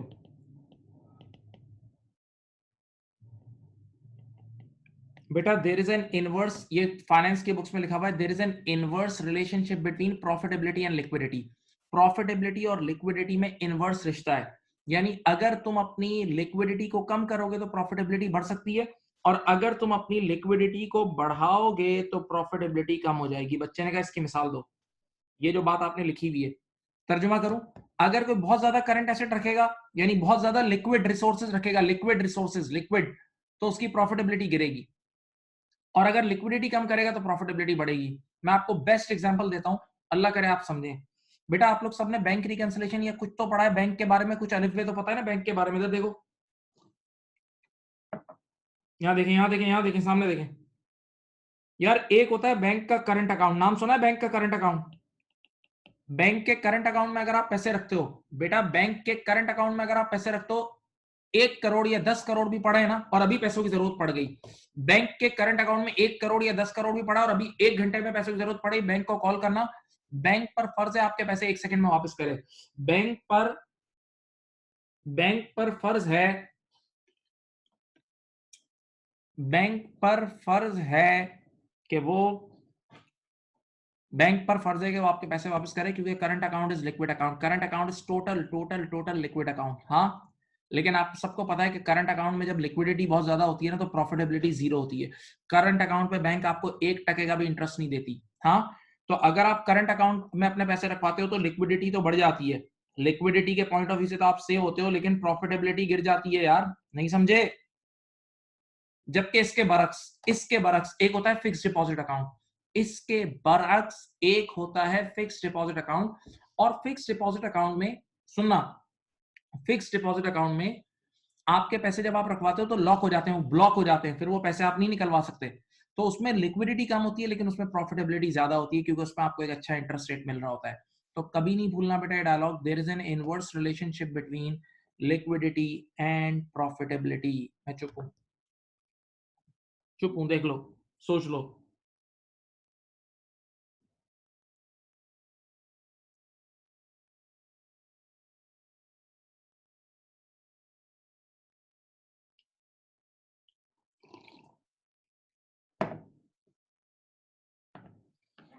सुनो, यहां देखें, इधर देखें। तो बेटा जिस बंदे ने अपने करंट रेशियो को इतना बढ़ाया हुआ है 4:1, तो मैं उसको बोलूंगा भाई तू बीमार है और तेरी बीमारी का नाम है ओवर कैपिटलाइजेशन। तो जब बच्चों ने ये बातें सुनी ना, तो एक बच्चा खड़ा हुआ क्लास में, सुनो, उसने कहा सर करंट रेशियो 4:1 तो बहुत बुरा है ना, तो एक काम करते हैं हम अपना करंट रेशियो कर लेते हैं, यहाँ देखें आप, हम कर लेते हैं 0.6:1, हम अपना करंट रेशियो कम करके पॉइंट। मैंने कहा वो तो बुरा था, ये बदतर है, वो बुरा था ये बदतर है, क्योंकि 0.6:1 का मतलब कभी भी सकरात की हालत में आपकी मौत हो सकती है, कभी भी मर सकते हो। क्यों भाई? अब यहां पर आपके पास $1 की करंट लायबिलिटी के लिए सिर्फ $0.6 के करंट एसेट्स हैं, $1 की करंट लायबिलिटी के लिए $0.6 के करंट एसेट हैं। तो खुदा ना खास्ता बात सुने, खुदा ना खास्ता अगर आपके सामने वाला बंदा पेमेंट लेने आ गया तो आपके पास तो करंट एसेट भी पूरे नहीं है, तो आप तो तबाह हो जाओगे, आप तो गए, आप तो डिफॉल्ट हो जाओगे और वो केस करके कंपनी बंद करवा देगा। तो बेटा याद रखना, करंट रेशियो का बहुत कम हो जाना, बहुत कम हो जाना तो मौत की अलामत है, इससे तो मर भी सकते हो। तो बच्चे ने कहा तुम आदमी हो क्या हो, तुम इंसान हो क्या हो, तुम कह रहे हो कि करंट रेशियो ज्यादा होना ओवर कैपिटलाइजेशन है, फिर कहते हो करंट रेशियो का बहुत कम होना मौत की अलामत है। फिर सुने, बच्चा कहता है भाई अभी तो तुमने पढ़ा है कि करंट रेशियो अगर बहुत ज्यादा है तो उस बीमारी का नाम आपने क्या रखा है, ओवर कैपिटलाइजेशन। और अब आप कह रहे हो कि करंट रेशियो बहुत नीचे आ जाए, करंट रेशियो बहुत नीचे आ जाए तो ये मौत की अलामत है। मैंने कहा हाँ, तो उसने बच्चे ने कहा भाई फिर आइडियल करंट रेशियो बताओ, कोई ऐसा करंट रेशियो बताओ जो मुनासिब सा हो। तो अब मैं इसका जवाब देता हूं, बल्कि मैं पहले यहाँ जो ऑडियंस ए लेवल्स वाले बच्चे बैठे हैं ना, वो मुझे जरा यहाँ जवाब दें, आइडियल करंट रेशियो कितना होना चाहिए? जो ए लेवल वाले बच्चे बैठे हैं वो जवाब दें।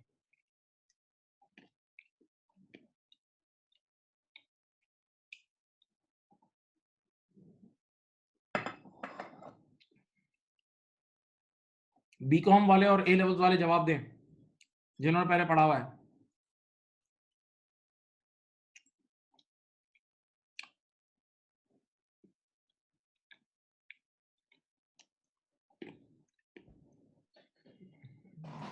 एक मिनट एक मिनट एक मिनट एक मिनट एक मिनट, जवाब दे दिया। अब मैं कोई क्रिटिसिज्म नहीं कर रहा, मैं सिखा रहा हूं, देखो हम सब आप लोग सीखने आए बेटा। बहुत सारे बच्चे ये बोलते हैं, मैंने अपनी जिंदगी में देखा है, बहुत सारे ए लेवल वाले बच्चे ये जवाब देते हैं 2:1, ठक यूं नींद में से उठते हैं 2:1, ओए 2:1 डायरेक्ट बोल देते हैं। बेटा ये नामुनासिब बात है, मैं इसका जवाब दे रहा हूं। यहां देखें, आइडियल करंट रेशियो, देखो मैंने इसका पूरा जवाब लिखा है, सुने, यहां देखें, ideal current ratio varies from industry to industry, ideal current ratio varies from industry to, हर इंडस्ट्री का अपना आइडियल अलग है, हर इंडस्ट्री का आइडियल अलग है। और नीचे क्या लिखा है, ideal current ratio depends on quality of current assets, ideal current ratio depends on quality of current assets. समझाऊं? इधर देखें, इधर देखें, यहां सुपरमार्केट या रिटेल शॉप, सुपरमार्केट एक ऐसा इदारा है जिसका डेटर नहीं होता, सुपरमार्केट क्रेडिट सेल नहीं करता, तो सुपरमार्केट के पास डेटर नहीं होता। तो सुपरमार्केट का डेटर तो है नहीं, सिर्फ इन्वेंटोरी और कैश है, कैश पे मेरा पूरा भरोसा है, कैश तो फुल लिक्विड है। और सुपरमार्केट की इन्वेंटोरी भी आउट क्लास होती है, सुपरमार्केट की इन्वेंटोरी भी आउट क्लास होती है यार, नहीं समझ रहे बेटा? सुपरमार्केट की इन्वेंटोरी ऐसी होती है जो रेडिली कन्वर्टेबल इनटू कैश होती है, सुबह पेप्सी आती है शाम में बिक जाती है, सुबह शाम मसाला आता है शाम में बिक जाता है, ठक ठक ठक ठक बिकता है, यानी बहुत जल्दी कैश में कन्वर्ट होता है। यानी सुपरमार्केट की इन्वेंटरी बड़ी पावरफुल होती है, वो टाइम नहीं लेती, वो टाइम नहीं लेती, तेज तेज माल जाता है, ठका ठक माल जाता है।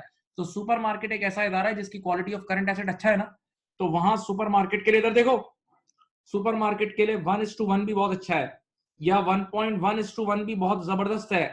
हाँ, जबकि एक बिजनेस है जो कि एक्सपोर्ट बिजनेस है, वो लोग यहां से एक्सपोर्ट करते हैं माल, फिर बाहर माल रास्ते में इतना टाइम लेता है, फिर पेमेंट इतनी लेट आती है, तो वहां शायद 2:1 भी अच्छा होगा। तो आप कभी किसी को ये मत बोलो, एक ही डायलॉग बोल के फंस मत जाओ। आप ये बोलोगे 2:1 तो फिर हमेशा के लिए 2:1, नहीं नहीं नहीं नहीं नहीं बेटा, आप ऐसा मुनासिब जवाब दो। देखो ये जवाब पढ़ो, ये बहुत मुनासिब जवाब है।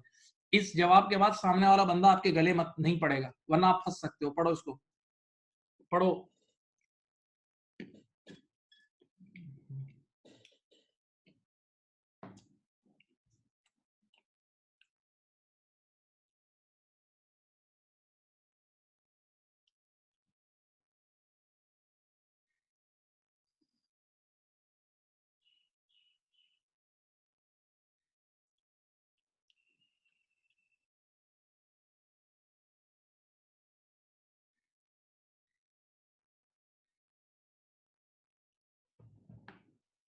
चलो अब यहां देखें, बल्कि मैं तुम्हें एक और बड़ी नसीहत करता हूं, मेरा डायलॉग सुनना है बड़ा। अब देखो ये थोड़ी सी इल्मी बातें हैं, अगर किसी को नहीं समझ में भी आती ना तो वो परेशान ना हो, मैं ऐसे ही थोड़ी सिखाने के लिए कर रहा हूं बस, हर चीज कोर्स नहीं है प्लीज। बेटा सुपरमार्केट और रिटेल वगैरह आउटलेट्स में लो करंट रेशियो अच्छा क्यों माना जाता है बताऊं? यानी मैनेजर को फूल के हार पहनाए जाते हैं, एक मिनट सुने, मैनेजर को फूल के हार और गले मिला जाता है उससे, उसको बोला जाता है भाई जबरदस्त आदमी है, अगर तू 1:1 में पूरा शो चला रहा है, अगर 1:1 में कामयाबी के साथ तू पूरा शो चला रहा है तो तेरे को तोपों की सलामी है। यानी सिर्फ $1 की लाइबिलिटी पे $1 का करंट एसेट रखा हुआ और शो भी चल रहा है, तो यार जितने कम करंट एसेट पे वो शो चला रहा है उतना अच्छा है ना, क्योंकि ज्यादा करंट एसेट का मतलब इन्वेस्टमेंट भी तो ज्यादा करनी पड़ेगी। तो ये तो मैनेजर की बड़ी स्किल है, ये सुपरमार्केट के मैनेजर की बड़ी स्किल है कि वो कम करंट रेशियो पे पूरा शो चला रहा है, तो ये अच्छी बात है उसके लिए, कि ये उसकी एक स्किल है यार, कि वो कम इन्वेस्टमेंट करके शो रन कर रहा है, इस पर उसे बोनस मिल सकता है। नहीं समझे?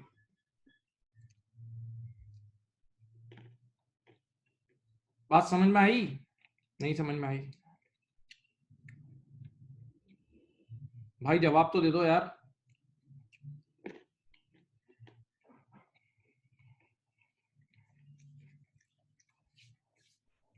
अब यहां देखें, यहां देखें, यहां देखें बेटा, ये पहला पहला रेशियो कौन सा था देख लो, पहले रेशियो का नाम था करंट रेशियो।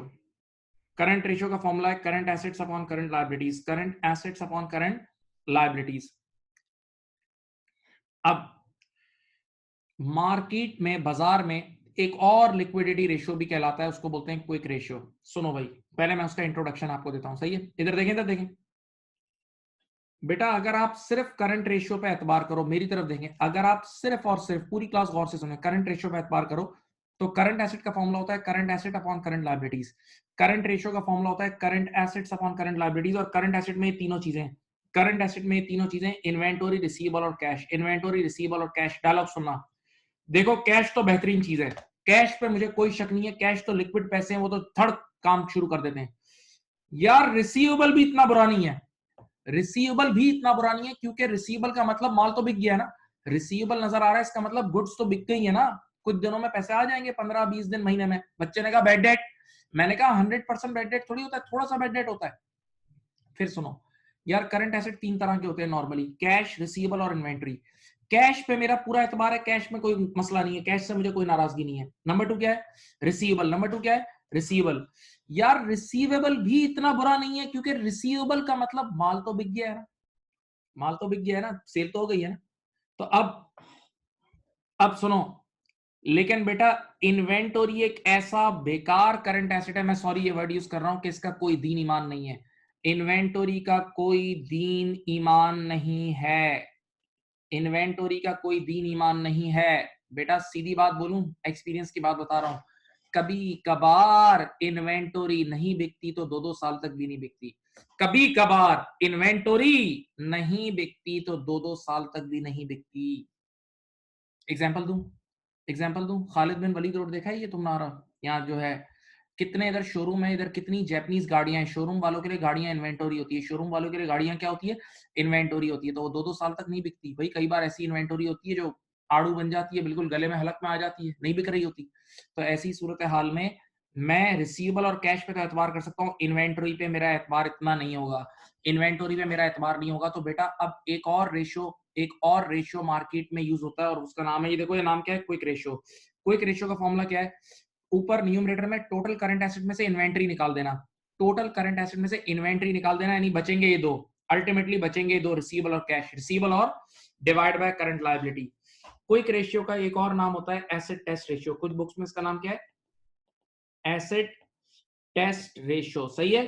तो बेटा ये क्विक रेशियो चेक होता है, इसके अंदर न्यूमरेटर में लिक्विड करंट एसेट्स होते हैं। लिक्विड करंट एसेट्स का मतलब रिसीवेबल और कैश, इन्वेंटोरी हट जाती है, क्योंकि इन्वेंटोरी पर हमें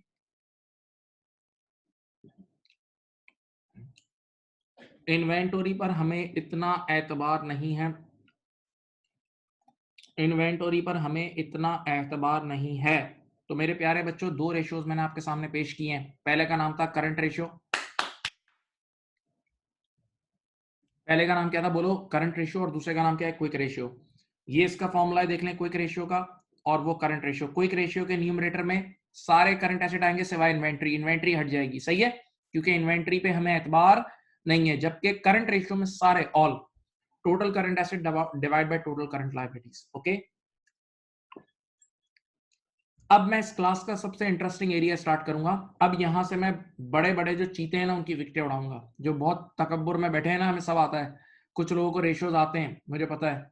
अभी उनका तकब्बुर निकाल देता हूं यूं ठक करके।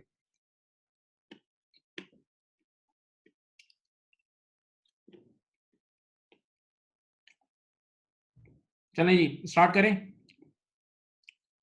हाँ भाई बोलो।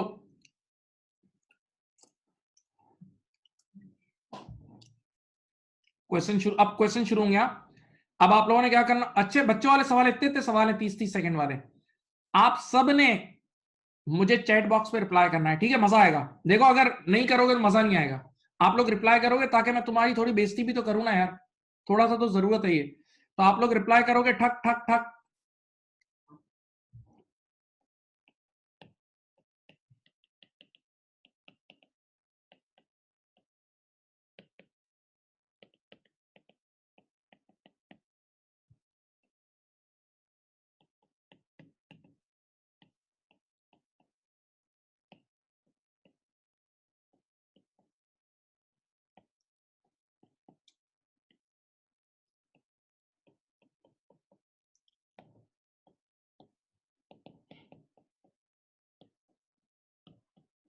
अब सोने वाली चीजें नहीं है भाई, अब बहुत ज्यादा जागना है।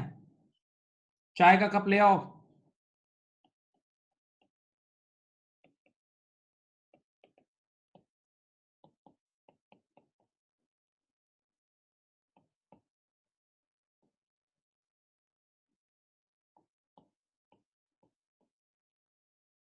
चलो इधर देखो, एक कंपनी का एग्जिस्टिंग करंट रेशियो है 2:1, राइट नाउ उसका करंट रेशियो 2:1 है। और अब इस कंपनी ने एक ट्रांजैक्शन की है, company just bought some inventory for cash of $1000। कह रहा है इंपैक्ट ऑन करंट रेशियो, इस ट्रांजैक्शन के बाद करंट रेशियो में क्या इंपैक्ट आएगा, जवाब दो भाई, जवाब दो। 3 ऑप्शंस हैं।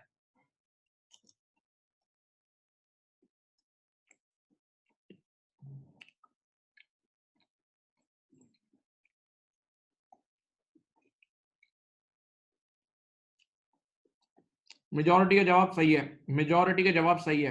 No change, no change. मेरी तरफ। अच्छा पहले अपनी ढेर होशियारी को उठा के साइड पे फेंक दो। होशियारी, जिसने होशियारी की वो भी थोड़ी देर में फंस जाएगा। इस तरह के सवालों को सॉल्व करने का टेक्निक बताऊं क्या है, आप dummy dummy dummy figures use करोगे। देखो इधर देखो, करंट रेशियो का मैं सीआर लिख रहा हूं। करंट रेशियो होता है current asset upon current liabilities. Current ratio होता है current asset upon current liabilities. बेटा ये 2:1 है ना, 2:1 को मैं अपनी तरफ से बोल रहा हूं, ऊपर 20,000 है, नीचे 10,000 है, सही है बेटा, ये है 2:1 ना बेटा। तो 2:1 को मैं अपनी तरफ से कह रहा हूं, ऊपर 20,000 के करंट एसेट है और नीचे 10,000 का करंट लायबिलिटी। ये कट कटा के वही 2:1 हो जाएगा, डमी डमी ले ली। अब company just bought some inventory for cash, entry बनाओ। एंट्री बनेगी शॉर्टकट में, इन्वेंटोरी आई तो इन्वेंटोरी 1000 रुपए से डेबिट और कैश 1000 रुपए से क्रेडिट। तो हुआ क्या होगा, इन्वेंटोरी भी करंट एसेट है और कैश भी करंट एसेट है। तो जरा सोचो भाई, एक मिनट एक मिनट, एक बार ऊपर 1000 रुपए प्लस भी होंगे और 1000 रुपए माइनस भी होंगे। ऊपर करंट एसेट में 1000 रुपए प्लस भी होंगे और 1000 रुपए माइनस भी होंगे, तो करंट एसेट में कोई चेंज नहीं आएगा। तो वही आंसर आ जाएगा 2:1। Answer is no change, answer is no change. सोच लो।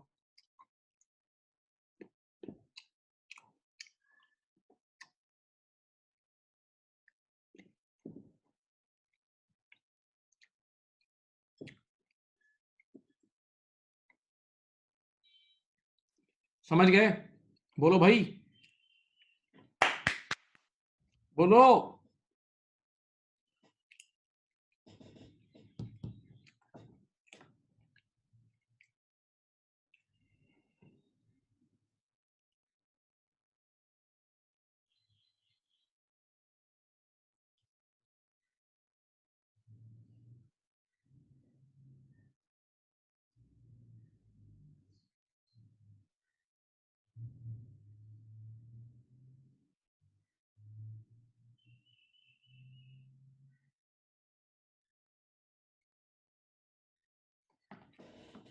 अब चलो सेकंड क्वेश्चन, साथ देना, मेरा साथ देना प्लीज।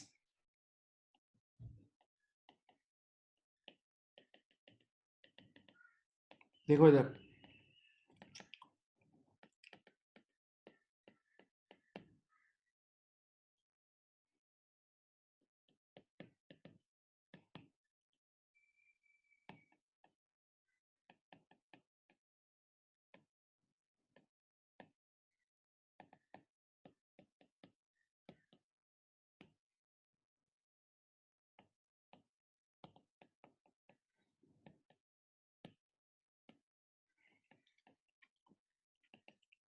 चलो भाई, वही तीनों ऑप्शन है। क्या आंसर आएगा बताओ इस बार। एक कंपनी का राइट नाउ करंट रेशियो 2:1 है। Company just bought some inventory on credit of 1000, required impact on current ratio. चलो भाई, वही तीन ऑप्शन है, करो।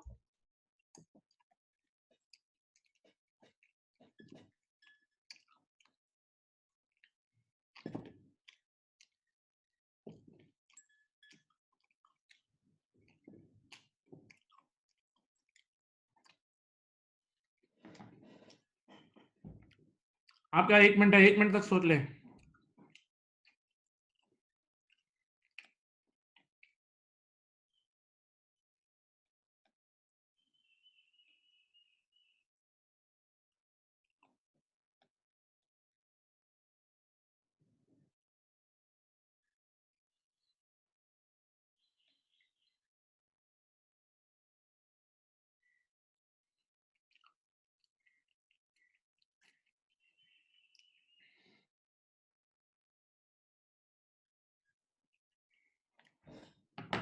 चलो मैं समझा रहा हूं, this is very interesting, this is very interesting. रुके, अब कुछ लोगों ने जवाब देना शुरू कर दिया है। यहां देखें, 1 मिनट बेटा। करंट रेशियो का फॉर्मूला होता है current assets upon current liabilities. पूरी क्लास देखे, करंट रेशियो होता है current asset upon current liabilities. तो 2:1 था। 2:1 का मतलब अपनी तरफ से कह रहा हूं 20,000 के करंट एसेट और 10,000 की करंट लायबिलिटीज, वही 20 डिवाइड बाय 10, 2:1 हुआ। अब देखें, आपने अभी अभी इन्वेंट्री खरीदी है उधार पे, तो एंट्री क्या बनी होगी? देखो एंट्री देखो, इन्वेंटोरी आई तो इन्वेंटोरी डेबिट 1000 रुपया, 1000, और उधार पे ली तो पेबल यानी करंट लायबिलिटी क्रेडिट होगी। करंट लायबिलिटी यानी पेबल क्रेडिट होगा 1000 रुपए से। अब देखो इस एंट्री का इंपैक्ट क्या आएगा। आंखें खोलो और कान भी खोलो। ऊपर तुम्हारी इन्वेंट्री करंट एसेट है, ऊपर 1000 रुपए से बढ़ेगी, नीचे ये 1000 रुपए से करंट लायबिलिटी बढ़ जाएगी। तो अब तुम्हारा आंसर आ जाएगा 21,000 डिवाइड बाई 11,000। जरा शराफत से, ईमानदारी से झूठ मत बोलना। 21,000 डिवाइड बाई 11,000 करो, आंसर निकालो। 21,000 डिवाइड बाई 11,000 का आंसर दो। आंसर 1.9:1 आ रहा है बेटा। आंसर कम हो गया, पहले 2:1 था, अब कम हो गया, डिक्रीज हुआ है। कुछ लोगों का अजीब और गरीब हालत हो गई है इस आंसर को देखते ही, हैरान और परेशान हो गए। इसका आंसर है डिक्रीज। अब कुछ कुछ पोजीशन होल्डर हजरात ने लिखा था नो चेंज, कुछ पोजीशन होल्डर्स हजरात ने लिखा था नो चेंज। मैंने कहा ना, ये एक ऐसा डॉज है ना कि लोगों के हालत बिगाड़ देता है, बड़े अच्छे अच्छे शरीफ लोगों की भी हालत बिगड़ जाती है। मैंने कहा था ना, तकब्बुर तकब्बुर। अभी भी कुछ लोग परेशान हैं। एक मिनट एक मिनट एक मिनट। अभी भी कुछ लोग परेशान है, बोल रहे हैं अबे भाई बच्चों का सवाल सुनो, सवाल सुनो। अच्छा यार, मैं हमेशा बोलता हूं मैथ्स एक ऐसी, मैथमेटिक्स की कमी एक ऐसा गुना है ना कि जो कब्र तक साथ रहता है। जिसने जिसने मैथ्स में बचपन में मेहनत नहीं की, जैसे मैं मैथ्स का एक चीता स्टूडेंट रहा हूं, मैं मैथ्स का टीचर रहा हूं भाई, कई साल मैथ्स पढ़ाया मैंने। तो मैं हमेशा बोलता हूं कि मैथ्स की मेहनत आपको कब्र तक साथ काम आती है। ये पता नहीं है कि अजीब वजह है, चाहे कुछ भी कर रहे हो आप। बात सुनना, कुछ लोग अभी भी ये बोल रहे होंगे, यार ऊपर भी ये देखो नजर आ रहा है स्क्रीन पे, ऊपर भी 1000 रुपए ऐड किए, नीचे भी 1000 रुपए ऐड किए, तो आंसर सेम आना चाहिए ना। मैंने कहा अबे बेवकूफ, 1000 रुपए ऐड कर रहा हूं, मल्टीप्लाई थोड़ी कर रहा हूं। मैथ्स कहां से पढ़ी है तुमने? नहीं समझ रहे। बच्चा कह रहा है ऊपर भी 1000 रुपए ऐड कर रहा हूं, नीचे भी 1000 रुपए ऐड कर रहा हूं, तो आंसर तो सेम आना चाहिए ना। आंसर डिफरेंट क्यों आ रहा है? ये कैलकुलेटर चाइना का है क्या? आपका आंसर गलत आ रहा है। मैंने कहा आंसर तुम खुद निकाल के देख लो, 21,000 को डिवाइड बाई 11,000 कर लो। तो अब मैं जवाब दूं, बेटा आंसर ऐड हो रहा है, मल्टीप्लाई थोड़ी हो रहा है। और मैं इसका जवाब दूं, इसका जवाब है परसेंटेज चेंज। अब गौर से सुनना, असल जवाब दे रहा हूं, परसेंटेज चेंज। इधर देखो इधर देखो, डिनोमिनेटर में ऑलरेडी 1000 रुपए था, डिनोमिनेटर में ऑलरेडी 10,000 था, डिनोमिनेटर में ऑलरेडी 10,000 था, उसमें 1000 ऐड किया। बताओ 1000 10,000 का होता है 10%, 1000 10,000 का होता है 10%, तो डिनोमिनेटर 10% से बढ़ा, डिनोमिनेटर 10% से बढ़ा। अच्छा, न्यूमरेटर ऑलरेडी 20 था, 20,000 में 1000 रुपए ऐड किए। न्यूमरेटर ऑलरेडी 20,000 था, 20,000 में 1000 रुपए ऐड किए। बताओ 1000 रुपए 20,000 का सिर्फ 5% होता है, जरा सुनो। तो इसका मतलब तुमने न्यूमरेटर 5% से बढ़ाया, तुमने न्यूमरेटर 5% से बढ़ाया, लेकिन डिनोमिनेटर 10% से बढ़ाया, तो इसका मतलब आंसर गिरेगा, क्योंकि डिनोमिनेटर ज्यादा जोर से बढ़ रहा है, इसलिए आंसर गिर गया, इसीलिए आंसर गिर गया। ये इसकी दलील है। जाओ, आज के बाद अपने आप को चीता मत बोलना। ओ भाई, अब रिपीट किया, अब सब कुछ सामने तो कर दिया है। अब कौन सा रिपीट? ये सब सामने ही, कोई मैं पर्दे में थोड़ी कर रहा हूं। आज के बाद तकब्बुर खत्म। हाँ, अब तकब्बुर के आगे डॉट, खत्म।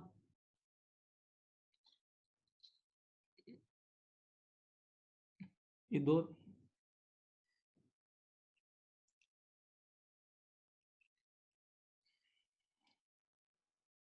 हाँ हाँ, कुछ लोगों ने सही बोले थे यार, जिन्होंने सही बोले यार, भैया मैं यार ऐसे ही मजाक कर रहा हूँ भाई, सीरियसली दिल पे मत ले लेना। आप लोग सब अच्छे हो, आप लोग सब अच्छे हो।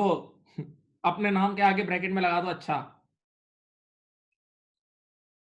समझ गए? मैं अब तीसरा क्वेश्चन लिख रहा हूं। अब मैंने तुम्हें गेम सिखा दी है, इसके बाद अब तुम आज के बाद अपनी अपनी ओरल स्किल्स पे कभी भरोसा नहीं करना, लिख के करना। मैं तुम्हें बोल रहा हूं डमी फिगर से करना, कभी गलती नहीं होगी इंशाल्लाह।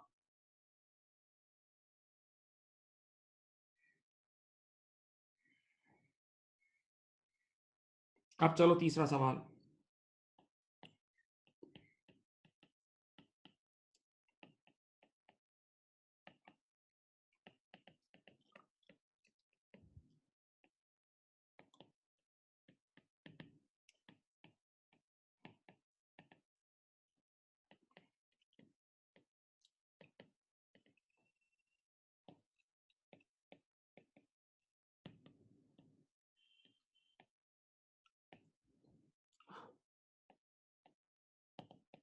चलो करो करो करो करो, गो गो गो, गो गो।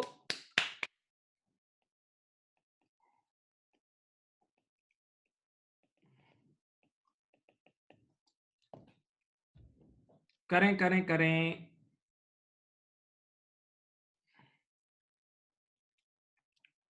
अब गलती नहीं करना यार, मैंने बहुत जबरदस्त तरीके से पिछला सवाल समझा दिया है।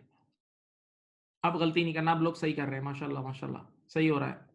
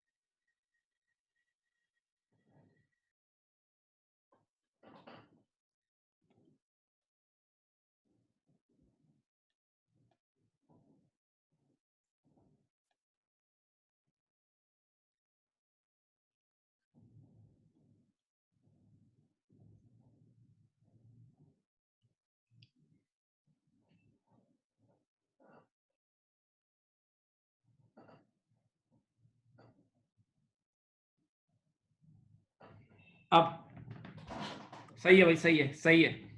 अब इधर देखें, करंट रेशियो है 2:1 का मतलब 20,000 के करंट एसेट्स और 10,000 की करंट लायबिलिटीज। हाँ, अब company just repaid a current liability, company ने करंट लायबिलिटी पे की, तो करंट लायबिलिटी पे करने की डबल एंट्री बनाऊं, सामने यहां से लायबिलिटी कम हो जाएगी, करंट लायबिलिटी डेबिट 1000 और cash credit 1000, current liability debit 1000 और कैश क्रेडिट 1000। इधर देखें बेटा, नीचे से भी आपके 1000 रुपए की लायबिलिटी कम हुई, ऊपर से 1000 रुपए का कैश कम हुआ, आंसर देखो क्या आया, 19,000 डिवाइड बाय 9,000। बताओ आंसर क्या बनता है? 2.11:1, आंसर बढ़ गया। देखो पहले था 2:1, अब हो गया 2.11:1, तो आंसर क्या है? इंक्रीज। आंसर क्या है? इंक्रीज।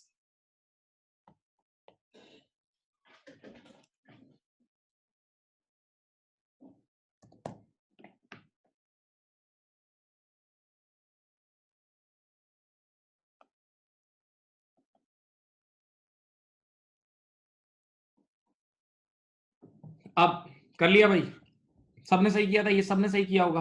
बेटा बोलो समझ में आ रहा है? फरमाइए, बोला भाई समझ में आ रहा है नहीं आ रहा? सच सच बताओ यार, क्या आप लोगों ने किया था? मेरे ख्याल से मेजोरिटी ने कर लिया था।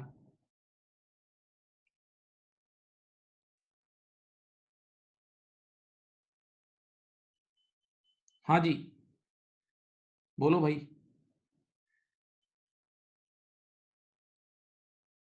अब एक आखिरी ये वाला करंट रेशो का एक आखिरी सवाल, ठहरो।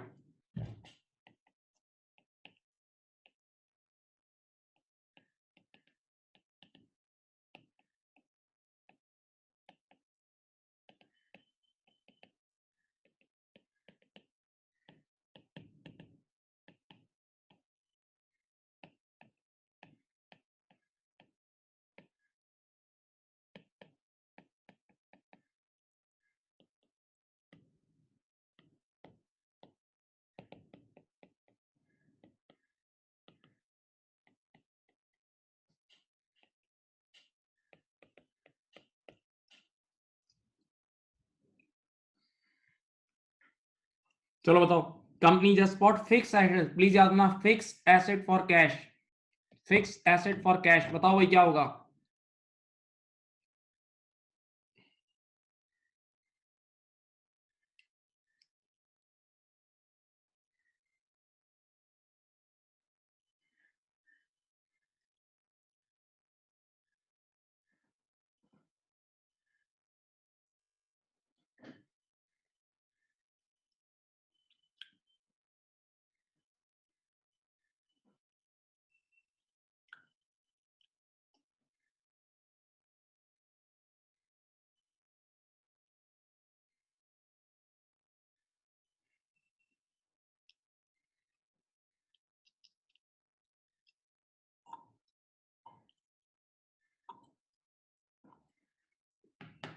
सही आंसर, गुड।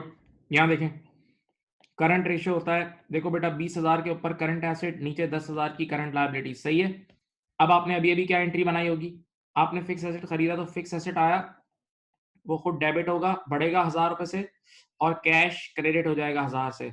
अब मैं आपको एक बात बताऊं, इस फॉर्मूले में फिक्स एसेट तो है ही नहीं, तो फिक्स एसेट को तो लिखना ही नहीं है, लेकिन कैश कम हुआ, कैश कम होने का मतलब करंट एसेट कम हुआ, कैश कम होने का मतलब तुम्हारा करंट एसेट 1000 रुपए से कम हो गया, तो ये न्यूमरेटर कम नहीं हो जाएगा? कैश कम होने का मतलब तुम्हारा ये न्यूमरेटर 1000 रुपए से कम हो गया ना, तो अब देखो आंसर आ जाएगा 19,000 डिवाइड बाय 10,000। बेटा ये बनेगा 1.9:1, विच इज पक्का पक्का डिक्रीज। पहले था 2:1, अब 1.9:1, तो आंसर क्या आया? डिक्रीज। कंफर्म? बोलो भाई, बोलो भाई। वैसे काफी सारे बच्चों का सही आया था, सबने डिक्रीज ही मुझे लिखा था, लेकिन सही लिखा था, अल्हम्दुलिल्लाह। बोलो भाई।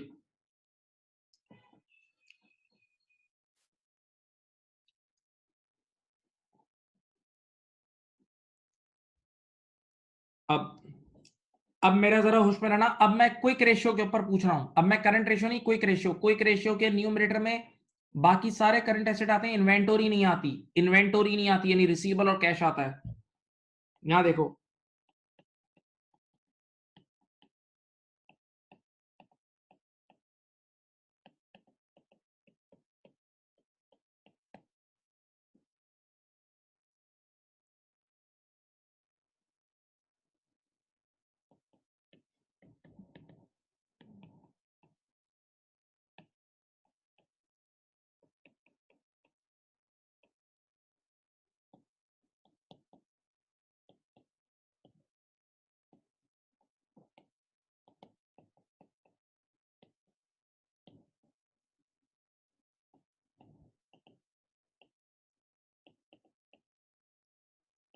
चलो करो करो भाई।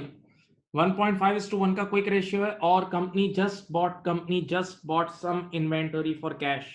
Impact on quick ratio.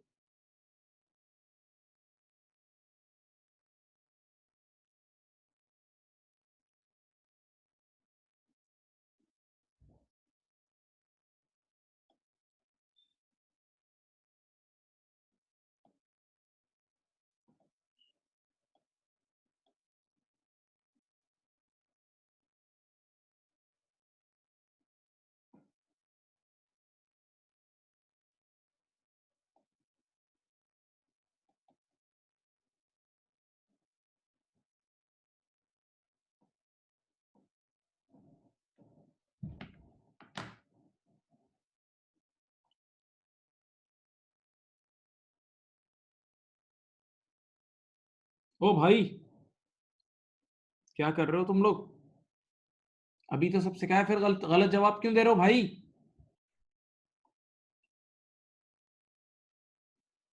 एक मिनट भाई, क्विक रेशियो का फॉर्मूला देख लो पहले। सॉरी यार, तुम लोग फिर डरा रहे हो मुझे। ये रहा फॉर्मूला, ये देखो। क्विक रेशियो का ये फॉर्मूला देख लो। न्यूमरेटर में इन्वेंट्री नहीं आएगी। टोटल करंट एसेट में से इन्वेंट्री निकाल दोगे तो ये दो बचेंगे, देखो, रिसीवेबल और कैश। सिर्फ रिसीवेबल और कैश आएगा।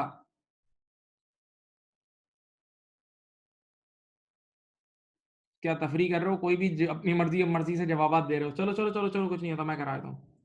पहले मैं जरा क्विक रेशियो का एक आसान फॉर्मूला लिख देता हूं, आसान फॉर्मूला, ताकि तुम्हें समझ में आए। इधर देखो, क्विक रेशियो का आसान फॉर्मूला ये रहा। इधर देखो, सब पूरी क्लास देखे यहां। ऊपर आएगा रिसीवेबल प्लस कैश, बस ये दोनों आएंगे। यानी मैंने खुद ब खुद इन्वेंट्री निकाल दी ना। तीन चीजें होती हैं, इन्वेंट्री, रिसीवेबल और कैश। मैंने इन्वेंट्री गायब कर दी। डिवाइड बाय करंट लायबिलिटीज, ये इसका फॉर्मूला है। अब तुम सिर्फ गौर से देखना, मैं तुम्हें वैसे ही समझा दूंगा। Company just bought some inventory for cash, तो डबल एंट्री क्या बनेगी? इन्वेंटोरी डेबिट 1000 और कैश क्रेडिट 1000। देखते रहो। तुम मुझे बताओ, इन्वेंटोरी जो डेबिट हुई है वो तो इस फॉर्मूले में आएगी ही नहीं। इन्वेंटोरी जो डेबिट हुई है वो क्विक रेशियो में आती नहीं है, तो इस लाइन को तो छोड़ दो। लेकिन कैश क्रेडिट हुआ तो कैश कम हुआ ना। देखो, कैश क्या हुआ? कम हुआ। जब कैश कम होगा, जब कैश कम होगा, तो बेटा क्विक रेशियो का न्यूमरेटर कम होगा, और न्यूमरेटर कम होगा तो आंसर कम होगा, तो आंसर डिक्रीज है। सोच लो भाई। इन्वेंटोरी तो आती ही नहीं है, इन्वेंटोरी तो आती ही नहीं है, तो छोड़ दो। लेकिन बेटा कैश तो आता है ना। कैश तो आता है ना। और कैश जब कम होगा, चलो मैं नंबर से समझा रहा हूं। मैं नंबर से समझाता हूं, चलो। अज्यूम करते हैं कि आंसर था हमारा, ये देखो, एक मिनट समझा देता हूं। 1.5:1 को यूं कर लो, 15,000 डिवाइड बाय 10,000, सही है। 1.5:1 को समझे, 15,000 डिवाइड बाय 10,000, सही है। अब जरा एंट्री देखें क्या बनी है। इन्वेंटोरी डेबिट, बेटा इन्वेंटोरी तो इस पूरे फॉर्मूले में है ही नहीं। आप फॉर्मूले को तो देखो, है ही नहीं, तो वो तो पोस्ट ही नहीं करेंगे। लेकिन कैश क्रेडिट होगा, तो कैश तो न्यूमरेटर में है ना। कैश तो न्यूमरेटर में है, तो न्यूमरेटर 1000 से कम हो जाएगा। डिनोमिनेटर तो चेंज ही नहीं होगा, और न्यूमरेटर 1000 से कम हो जाएगा, तो नया आंसर आएगा 14,000 डिवाइड बाय 10,000। निकाल लो नया आंसर। ये हो जाएगा 1.4:1। तो पहले था 1.5:1, अब हो गया 1.4:1। देखो, डिक्रीज हो गया।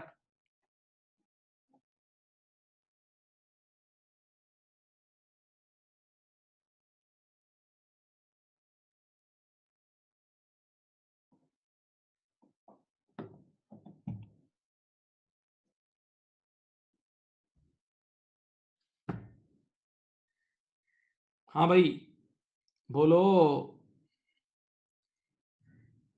समझ गए। अच्छा, ये वाहिद वो एरिया है जो डॉजी एरिया है। ये डॉजी एरिया है, कभी कभार एग्जाम में आ भी सकता है, आता है एक किट में भी शायद, एक आध इसका शायद सवाल है।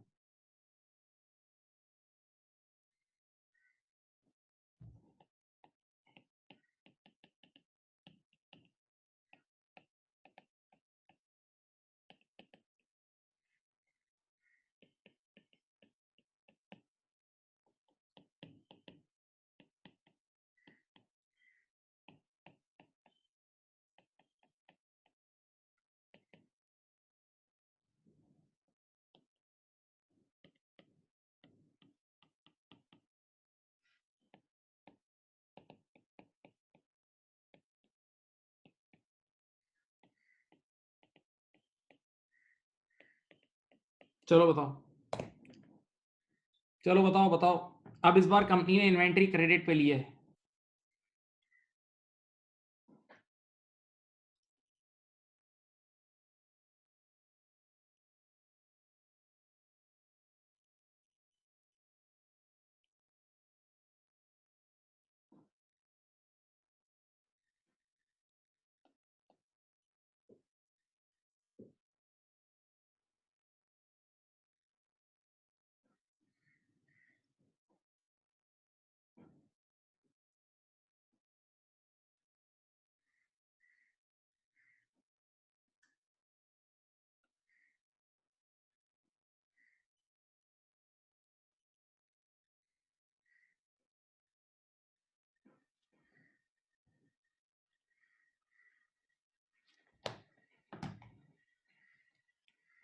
आंसर बताओ भाई।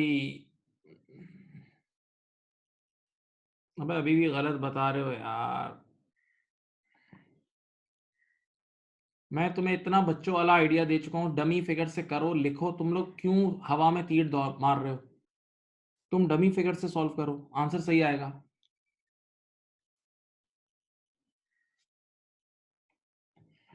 ये देखो, सामने देखें। क्विक रेशियो होता है, मैं फिर लिखता हूं, ऊपर आते हैं रिसीवेबल और कैश,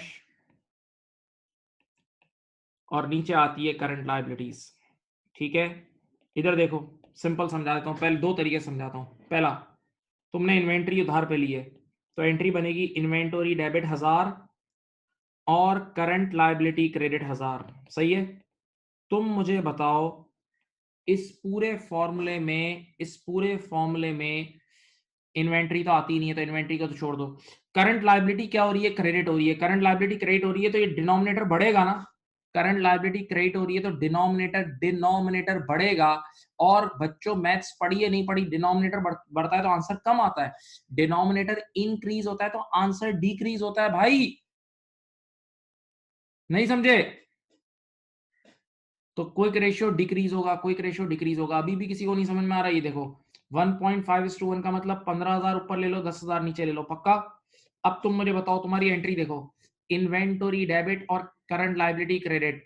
तो इन्वेंटोरी तो इस फॉर्मूले में आती नहीं है, और करंट लायबिलिटी क्रेडिट हो रही है, क्रेडिट बढ़ रही है। तो अब आंसर निकाल लो, 15,000 डिवाइड बाई 11,000 क्या होगा बोलो? 1.3 समथिंग इज टू 1। तो बेटा पहले 1.5 इज टू 1 था, आंसर आ रहा है डिक्रीज। यार अब गलती जो कर रहा है ना, यकीन करो, अब दिल चाह रहा है अंदर स्क्रीन में घुस के कूट दूं। अबे क्या कर रहे हो तुम लोग यार?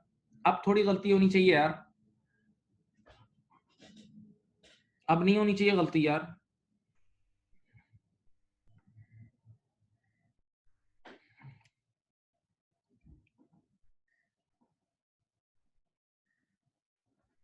चलो अभी देख लेते हैं, एक और सवाल कराते हैं।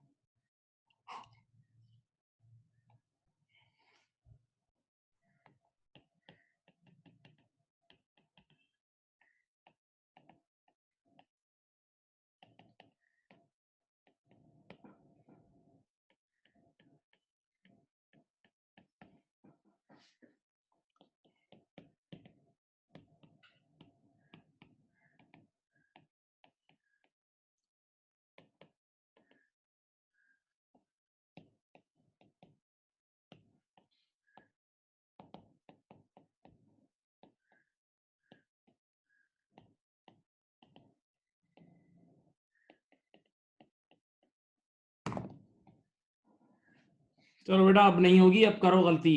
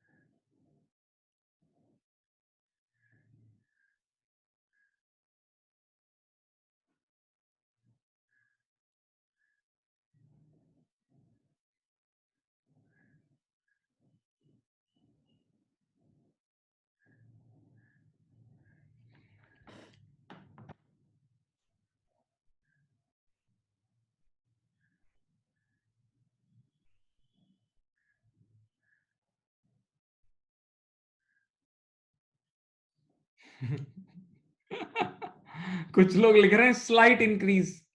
हाँ भैया, इंक्रीज इंक्रीज ही होता है यार, स्लाइट इंक्रीज। 3 ऑप्शन है, इंक्रीज, नो चेंज या डिक्रीज। नहीं, सेम नहीं है ना भाई, इंक्रीज हो गया 1.55, इसका मतलब 1.6 राउंड ऑफ करके। एक दो बच्चों ने अभी भी गलत जवाब दिया है। चलो बेटा देखो, बेटा आपके पास करंट रेशियो, क्विक रेशियो होता है, ऊपर रिसीवेबल और कैश। ये देखो, रिसीवेबल प्लस कैश, नीचे करंट लायबिलिटी। ओके, अब आपके पास 15,000 डिवाइड बाय, वही मैं नंबर ले रहा हूँ 10,000, ठीक है, डमी ले रहा हूँ। अब एंट्री क्या बनती है, करंट लायबिलिटी पे ऑफ की, तो खुद करंट लायबिलिटी डेबिट हो जाएगी 1000 से, और कैश क्रेडिट हो जाएगा। सही है, तो बताओ एक एंड से पैसे भी कम हुए, ये देखो कैश भी 1000 से कम हुआ और करंट लायबिलिटी भी 1000 से कम हुई। कैश भी 1000 से कम हुआ और करंट लायबिलिटी भी, तो ऊपर आ गया 14,000, नीचे आ गया 9,000। जरा आंसर निकालें, 14,000 डिवाइड बाय 9,000 कितना आया, 1.56:1। पहले आ रहा था 1.5:1, अब आ रहा है 1.56:1। 1.56:1 इसको बोलते हैं इंक्रीज। अब कुछ मासूम लोग, क्लास है तो मासूम ही बोलूंगा उनको, कुछ मासूम लोग कह रहे हैं सर ऊपर भी 1000 रुपए माइनस हुआ है, नीचे भी 1000 रुपए, तो चेंज तो नहीं आना चाहिए। मैंने कहा बेवकूफ आदमी, ये परसेंटेज चेंज है, इसका जवाब परसेंटेज चेंज। माइनस हो रहा है, मल्टीप्लाई थोड़ी हो रहा है। तो ऊपर भी 1000 माइनस हो रहा है, नीचे भी 1000, लेकिन परसेंटेज चेंज डिफरेंट होगा। परसेंटेज चेंज ऊपर और नीचे डिफरेंट होगा। तो इसका आंसर है इंक्रीज। You guys getting? समझ में आ रहा है या नहीं आ रहा, बताओ, बोलो भाई। बताओ प्लीज। आज तुम लोग की सही धुलाई हो गई यहाँ, मजा आया यार बहुत। बड़े तुम लोग चौड़े होके घूम रहे थे ना।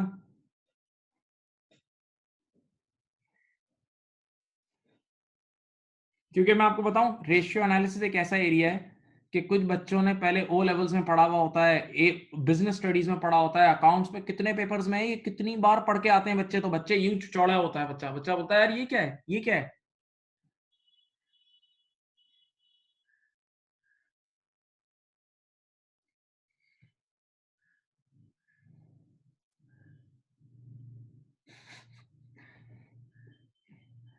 एक आखिरी सवाल करो फिर जाओ, बस, ज्यादा ज्यादा नहीं, ज्यादा नहीं, ज्यादा नहीं, प्लीज।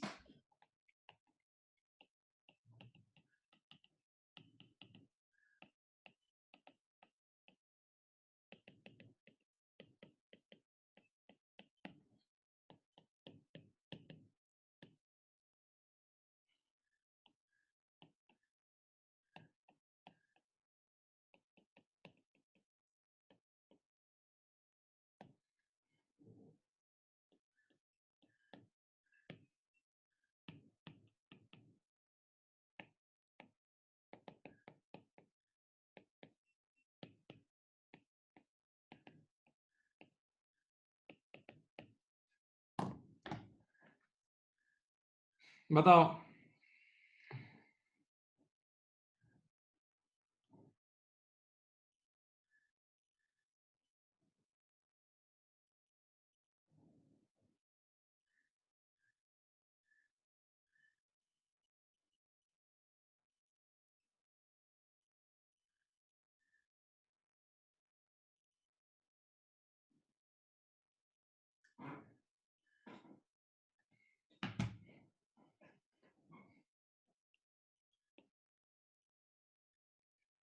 सही है, आप एंट्री बनाओगे, फिक्स एसेट डेबिट 1000 और कैश क्रेडिट 1000। ओके, सिर्फ यहां देखें आराम से, क्विक रेशियो का फॉर्मूला होता है ऊपर रिसीवेबल प्लस कैश और नीचे आती है करंट लायबिलिटीज। देखो इस फॉर्मूले में कोई करंट लायबिलिटी नहीं है, नहीं टच करेंगे। इस फॉर्मूले में फिक्स एसेट जो बड़ा है, फिक्स एसेट भी नहीं आता। हाँ, कैश हमारा कम हो रहा है, कैश कम हो रहा है, इधर देखो, यहाँ देखो, तो कैश कम होगा तो न्यूमरेटर कम होगा ना, और जब न्यूमरेटर कम होगा तो फाइनल आंसर भी कम होगा, तो आंसर है डिक्रीज। आंसर है डिक्रीज। अल्लाह करे आपने सही किया, अब नहीं किया तो मैं क्या करूं। आंसर है डिक्रीज। हाँ भाई ठीक है भाई, बोलें। चलो आज के लिए बस ज़्यादा नहीं, इतना ही। इंशाल्लाह अगली मुलाकात होगी। और अब बेटा आप लोग ज़रा 1 मिनट, हाँ 1 मिनट, आप लोग का हम most probably with in a day और 2 कंसोलिडेशन का टेस्ट लेंगे। कंसोलिडेशन का टेस्ट होगा, गेट रेडी, पूरी किट्स कर लें, कंसोलिडेशन का टेस्ट है आप लोग का, please get ready. Thank you.